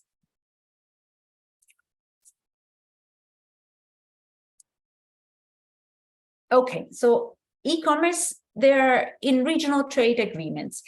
So there are around more than 350 regional trade agreements that are in force that have been notified to the WTO. A quarter of those, or just roughly, contain some kind of e-commerce provisions, sometimes an e-commerce chapter. The first such agreement came into force about 10 years after the WTO's existence in 2003, and was between Australia and Singapore. However, we've seen that what started off as e-commerce provisions being included in regional trade agreements, essentially mainly about developed countries or developed and developing countries, advanced developing countries. Increasingly, this inclusion of e-commerce provision has permeated agreements with very diverse membership, including those involving exclusively developing countries. It is important to note, given that we're talking about the services aspects of regional trade agreements, that when one considers regional e-commerce in regional trade agreements, one should not forget to look also at other chapters. So there may be a chapter on e-commerce, but to get a full sense for what is applicable to e-commerce, it's important also to look at the services chapter, sometimes the investment chapter, if it exists, and sometimes there is also a chapter on telecommunications. These are all provisions and commitments that are relevant in order to get a sense for what is being guaranteed in regional trade agreements when it comes to e-commerce. Next slide, please. So in terms of the provisions that are included in regional trade agreements, there are a set of general provisions like definition, transparency, and so on. And then there are two sets of provisions, mainly. One is the set that looks at obstacles to e-commerce and seeks to remove those obstacles to electronic commerce. And those are the provisions related to effectively the moratorium, customs duties. Sometimes there are provisions on the non-discrimination of digital products, disciplines on cross-border data flows and location of computing facilities, as well as disciplines related to access to source code. There are more, but these are the most frequent ones. And then next slide, please. There are also, thank you, facilitative regulatory provisions. So there are two sets of, let's say, operative provisions, the ones that seek to remove barriers and the ones that seek to facilitate trade through electronic means. And those provisions are related to, for example, the existence of a domestic legislation on electronic commerce, provisions related to e-authentication or e-signatures, provisions related to consumer protection, which you now see is also one issue that is being proposed for negotiation, for discussion under the work program. Also provisions on personal data protection, provisions on spam, or what is, in less jargony fashion, called unsolicited electronic messaging, or provisions on paperless trading, for example. So these are all disciplines that aim to facilitate, to put in place frameworks, provisions, legislations, rules that facilitate trade through electronic means. And then there are also some exception provisions, like in any trade agreement, and other provisions related to cooperation between the parties to the RTAs. Next slide, please. In terms of frequency of provisions, what we see is that there is clearly a ranking. So apart from the provision on customs duties, this is the non-application of customs duties to electronic transmissions, which is one of the most frequently encountered provisions in RTAs. And why? Because, of course, there is a parallel decision or moratorium on the application of customs duties in the WTO framework. So they're mirroring what is taking place at the multilateral level. Then the most frequent provisions that have been included in regional trade agreements when it comes to electronic commerce relate to the facilitative provision, cooperation, consumer protection, paperless trading, and so on. Then amongst the ones that have been least frequently included in RTAs are the ones that seek to address the obstacles. So in particular, the one on cross-border data flows. And I'm focusing on this one because I understand this is an area of particular interest. So let me say a few words about measures relating to cross-border data flows. Next slide, please, and then next. Next again, thank you. Okay, so let's talk a little bit about data in the context of electronic commerce. So it is clear that, with everything becoming zeros and one being digitized, data flows both within and across borders have become an essential part of every economic activity. And this includes, of course, trade. So it's not only about trade, but it includes trade. And that many of the transactions that take place nowadays, both domestically and international, will involve the movement of data at some point. However, it is also the case that these movements of data have been increasing very quickly and exponentially almost.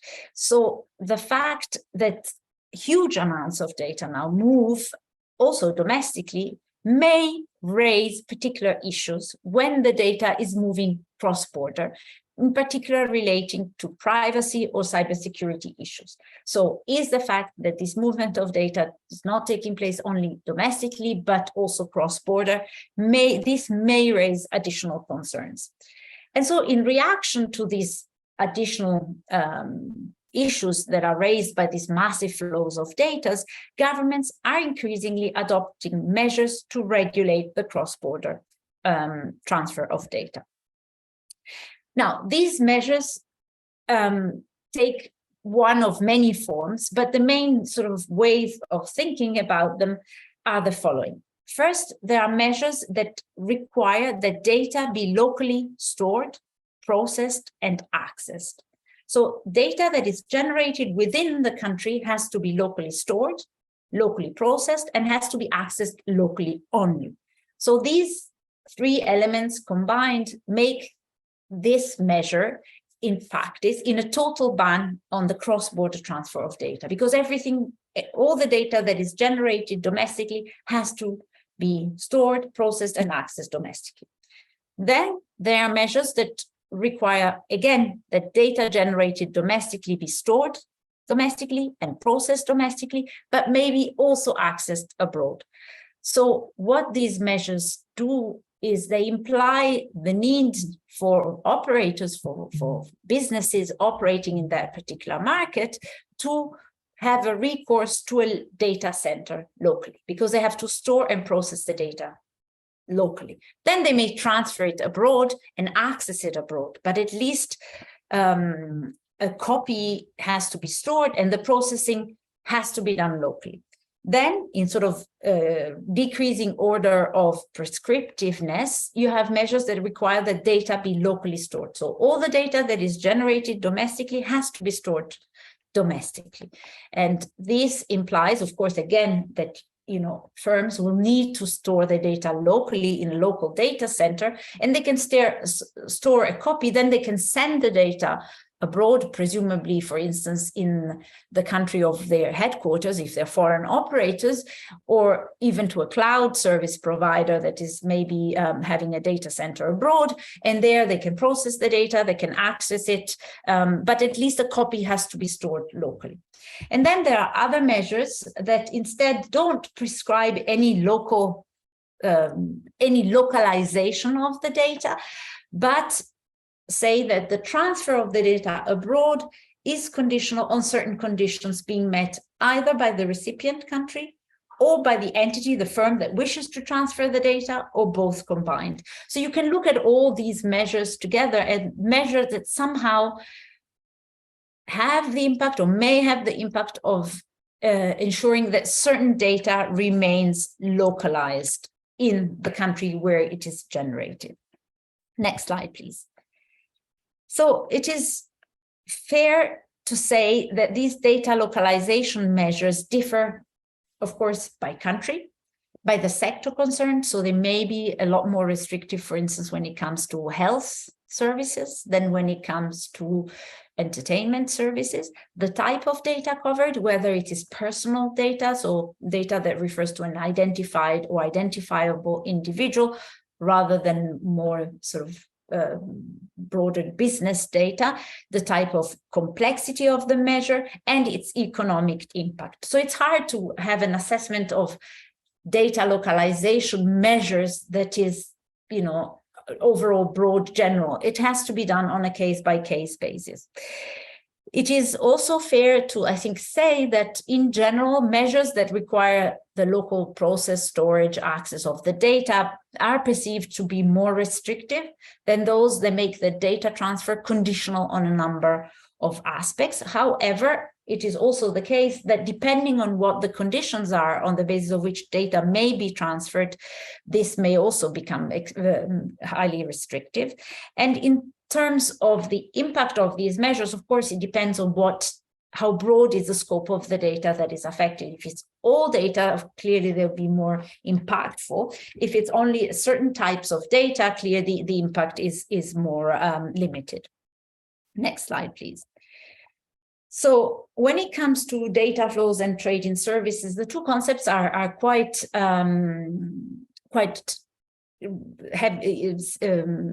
strictly or intensely related to one another, because of course digitalization has made services more tradable cross-border, and therefore digitized services trade depends to a large extent on cross-border data flows. And data flows may be, for instance, in some cases, the output of certain services activities. When you have, for instance, data processing or data storage or databases, the flow of the data is actually the output of the service. But in most instances, the data flows are the inputs to the provision of many services. So even services such as, claims processing, sort of the business back office services, business process outsourcing services, they can only take place if the data that needs to be processed, for instance, or the accounting of it needs to be done, if that data can be transferred. If it cannot be transferred, then the service cannot be supplied in many instances. So the flows of data are essential in order to provide many services cross-border, but they may also be essential to the operation of firms that are located in a foreign market in terms of coordinating the activity of the headquarters with the services branch or subsidiary in a foreign country. And then next slide, please. So let's see very quickly about how data flows disciplines are addressed in regional trade agreements. And here I give you some examples of regional trade agreements with sort of increasing level of prescriptiveness. So in some agreements, the reference is just for the parties to consider the negotiations of commitments or disciplines related to cross-border data flow. So no firm obligation as such as yet. And then alternative formulations indicate that, of course, each party will allow its persons meaning both businesses and individuals, and the persons of the other party to transmit electronic information from and across its territory. But it then qualifies that with the notion that this transfer has to take place in accordance with applicable legislation in each of the party, as well as taking into account international practices. So there is a commitment to allow data to flow, but it has to be done in accordance with the domestic applicable legislation. And then we go, next slide, please, to maybe some of the more stricter, more prescriptive type of disciplines, which is when, for instance, this is an example taken from CPTPP, which says that each party shall allow the cross-border transfer of information by electronic means, including personal information. And in some instances in the agreements, you will see the term data and the term of information, and the term information are used to refer to these disciplines. When this transfer is for the conduct of the business of a covered person. But then sort of this overriding obligation to allow the cross-border transfer of data is qualified by the necessary exceptions, in particular, the fact that members will be able to maintain measures that are inconsistent with this free flow obligation in order to achieve legitimate public policy objectives that are not applied in a manner that would constitute a means of arbitrary or unjustifiable discrimination or a disguised restriction on trade, and in a manner that does not impose restrictions greater than are required to achieve the objective. And I think here, one important point to note that, of course, there is an obligation to allow data to flow freely, but a recognition that there may be legitimate public policy objectives that allow the parties to the RTA to override that obligation. And here what is key is that differently from what is the case under the GATS, these legitimate public policy objectives are not defined. So under the GATS, we have a number of general exceptions relating to public order, public health, protection of privacy, and so on. and national security exceptions. Here, the legitimate public policy objectives are not defined.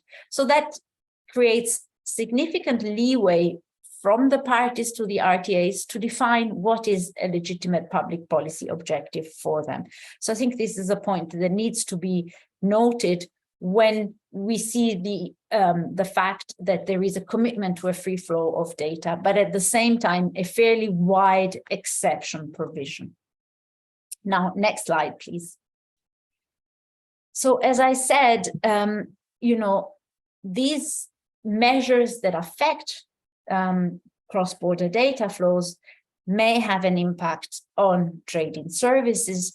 So the GATS already provides some disciplines and commitments that may be of relevance to the measures that restrict cross-border data flows. And here are just some of the, I'm not going to go into the details, also because this would obviously be a case-by-case assessment, but these are some of the provisions that would be important and necessary to look at in considering what the GATS existing disciplines may imply in terms of measures that restrict cross-border data flows. Is the measure consistent with the most favored nation obligation?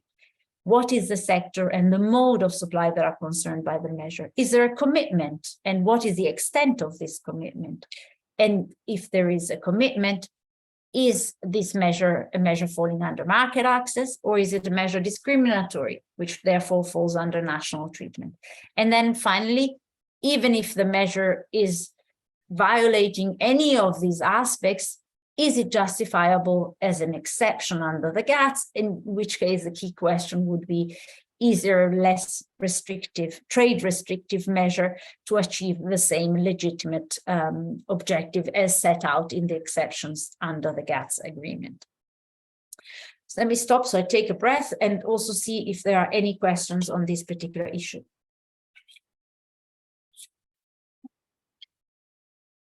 So, thank you, Antonia. You mentioned that some of the regional agreements, the parties have agreed to slash the custom duties when it comes to the trade among them. Of course, that inspired by the existing moratorium under the WTO, but it is only a temporary moratorium. So therefore, either members in, I think, in close to the MC13, either they agree for the continuation of the moratorium, or either they'll not agree to an extension of the moratorium. I think even at the MC12, as you know very well, the ministers I think took a very careful look at the extension of the moratorium. A lot of countries, including Sri Lanka, were not favoring the extension of the moratorium. And so I think a lot of countries felt this could be the last such extension, and therefore the service providers, the industry, the private sector would have to experience a situation where they need to really face tariffs when it comes to trading of these e-commerce items. But in the regional context, so it is actually it is a kind of a WTO plus provision where they have agreed to slash duties irrespective of what will happen to the moratorium in the WTO context. I think that needs to be flagged here. It's again the parties. It is at their own will to agree to such a not to impose custom duties among among them when the goods are being and services are being traded. Yeah, just wanted to make that point here. Thank you, and I think it's a very valid point, and I think it's as you said, it's a WTO plus provision in at least one respect, because it amounts to a binding obligation between the parties to the RTA, whereas under the WTO context is a moratorium that has been decided by minister, but it's not part of the WTO agreements as such. So it's more of a gentleman's agreement under the WTO context, whereas it becomes a binding commitment under the RTA framework. And it's also WTO plus to the extent that in some instances, it's a permanent commitment to this non-application of customs duties to electronic transmissions, whereas in some of the RTAs, the language mirrors developments in the WTO. So it's a commitment not to apply customs duties in line with what is agreed in the WTO context, but it would still be a plus in the sense that it would be a binding commitment amongst the parties not to impose customs duties for as long as the same agreement for as long as the moratorium is enforced in the WTO context. So yes, it's an important clarification to add. So let me move on, and I'm conscious that we have 5 minutes, so I will focus next on saying a few words about what is happening plurilaterally in the WTO. Then I had two other sections dealing why services matter for e-commerce and e-commerce matters for services. I don't think we'll have time to look at them, but I will circulate all of my slides because I think those two parts are probably more self-explanatory. So no, Francine, can you go up? Sorry. So, okay. So let me talk, yes, next one, please. Thank you. So in the context of the WTO, there is an initiative that has been launched by a group of members in Buenos Aires in 2017, where another three what are known as joint statement initiatives were launched by a number of WTO parties. So the Joint Statement Initiative on Electronic Commerce is co-coordinated by Australia, Singapore, and Japan, who are the co-conveners.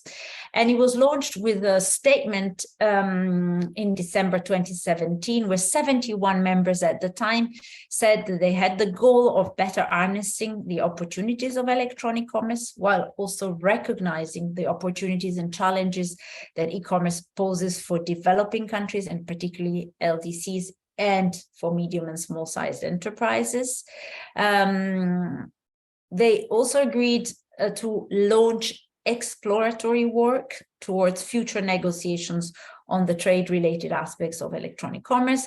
They said that participation to this exploratory work would be open to all members, and that the work will build on existing WTO rules and will be without prejudice to existing agreements and mandates.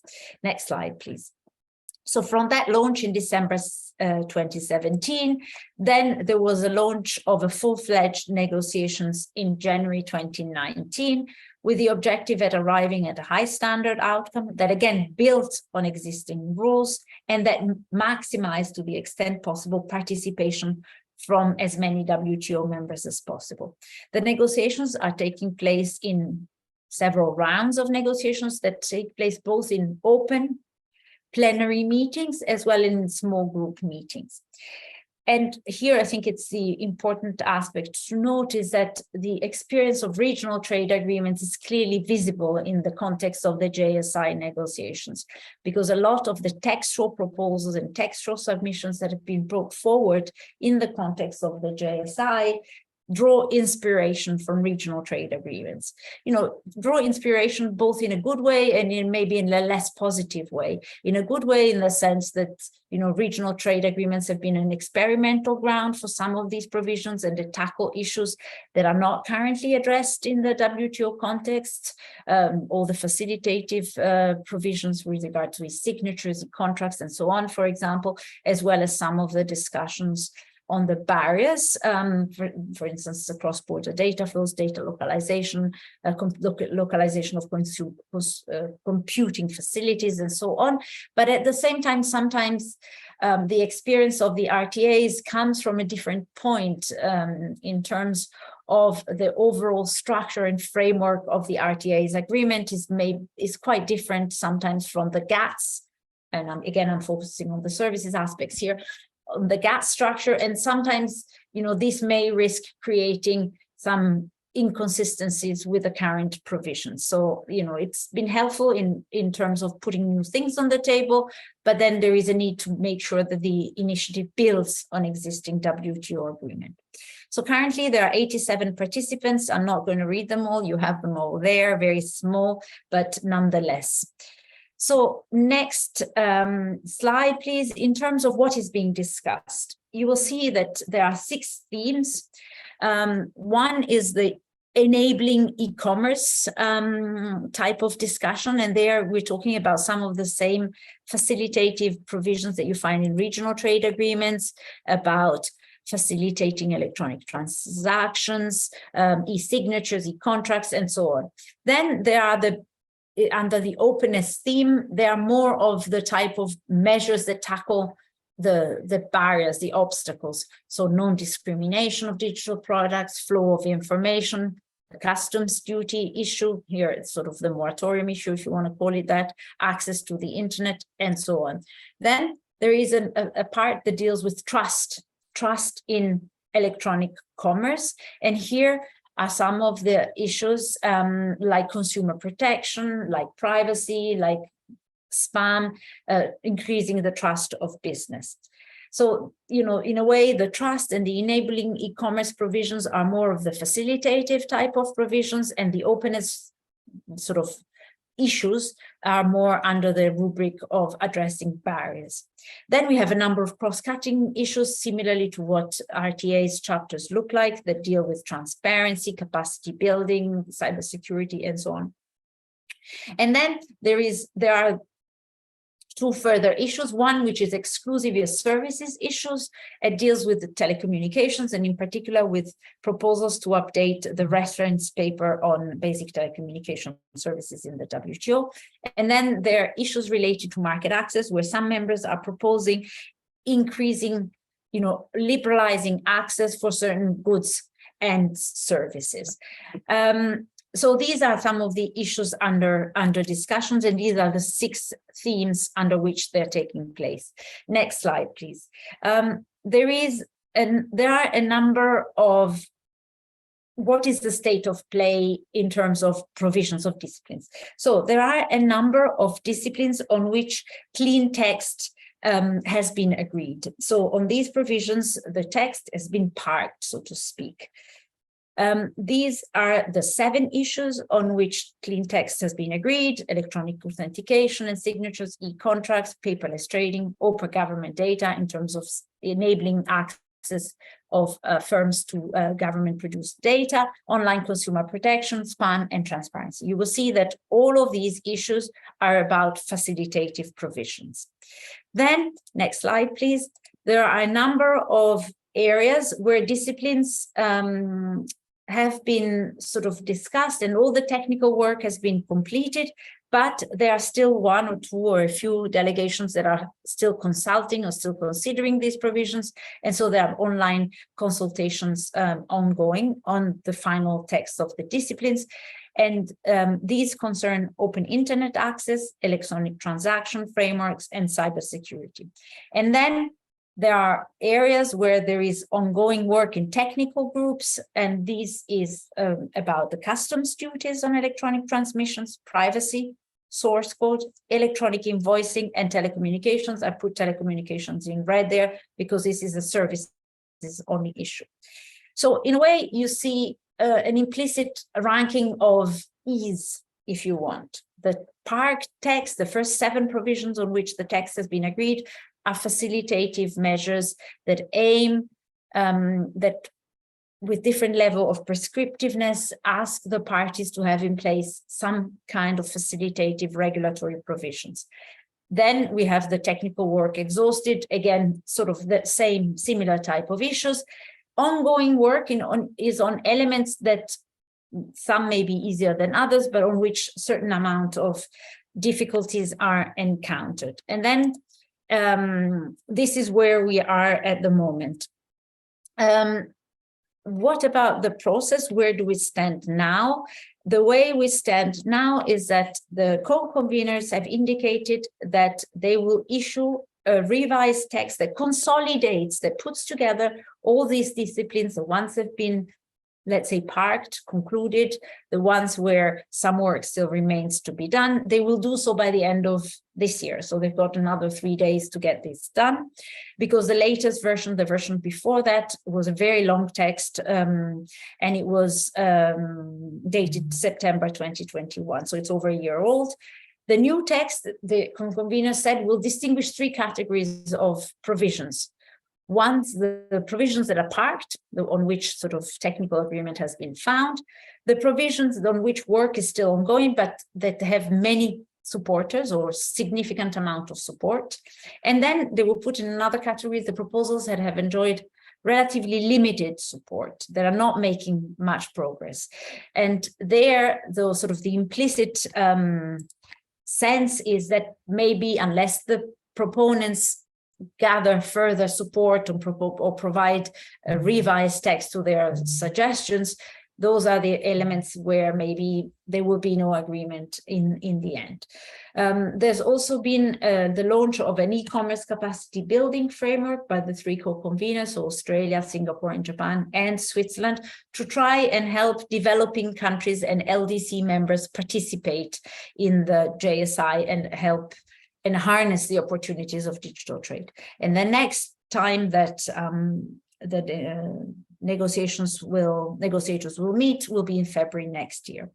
Now, clearly, next slide, please, there are some issues that are proving particularly challenging, and those are the ones that you don't necessarily see addressed yet in the disciplines that have been agreed and the ones on which work is ongoing.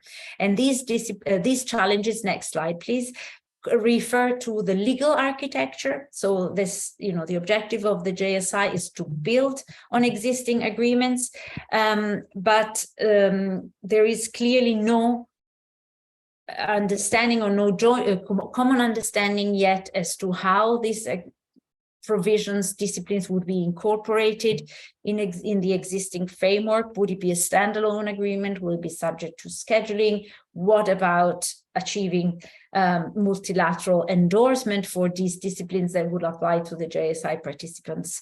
Those are all questions that still remain open, that haven't really been addressed as such yet. The scope. So some members have suggested adding market access elements to the JSI discussions and negotiations, but there is some significant pushback, I would say, or some members are less interested in having a market access component. They point, for example, to the Council for Trading Services in special session as the place where such elements or such market access should be discussed. And then the data related aspects, those are proving particularly challenging because of some of the sensitivities that exist. And finally, there are the development-related issues where a number of delegations have indicated that they would want to see implementation periods apply to developing countries and least developed countries participating in the initiative, so as to give them time to set in place, to put in place the necessary frameworks and regulatory frameworks in order to implement some of the provisions of the JSI.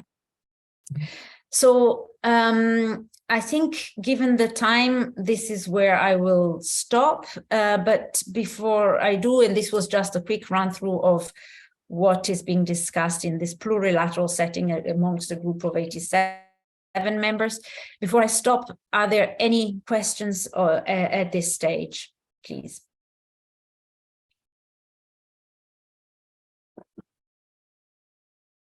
Okay, it does not seem to be the case. So I had 2 further aspects to discuss. They are not necessarily the ones on which Sri Lanka had expressed the greatest interest. So in a way, I don't feel too bad that I won't be able to go through them, but I will certainly share them as part of my slides, so you can have a look at them. And I, of course, remain available for any follow-up questions that you may have on everything I've presented so far, but also on the parts that I haven't been able to present. And for any follow-up questions, doubts, or anything else, please don't hesitate to get in touch. And I think, Francine, you can stop sharing now. Thank you. Yes, thank you very much, Antonio. Certainly, we again encourage all the participants to again go through your presentation slides, you and your colleague who made the presentation in the morning, so that they'll, after digesting the content in your presentation, they'll have many questions. So certainly to pose those questions to you through our colleagues in the Department of Commerce. And we'll be really here to facilitate the transmission of those questions to our WTO's colleagues, so that your queries, clarification, or questions will be adequately answered. So with that, I don't want to take much of your time, because we are again slightly 10 minutes behind the schedule. So thank you so much, Antonio, and all your colleagues, for taking a lot of pain, and of course it's early in the morning for most of you all at 8:30, and so my colleagues around the world also very I think have joined. So everyone who has joined, and our heads are raised to appreciate their participation. So we encourage all the other participants who have registered but was not able to join today, so encourage them to participate. I think this is again needs to be an interactive session, because that's how presenters are more motivated to come up with their own clarification. So thank you so much, Antonio, and the entire team. So bye from Geneva, and Thank you. hope to see you all again tomorrow. Thank you. Thank you very much. Thank you. And sorry about the technical glitches as well. All the best. Have a nice day. Bye-bye. Bye-bye. Bye.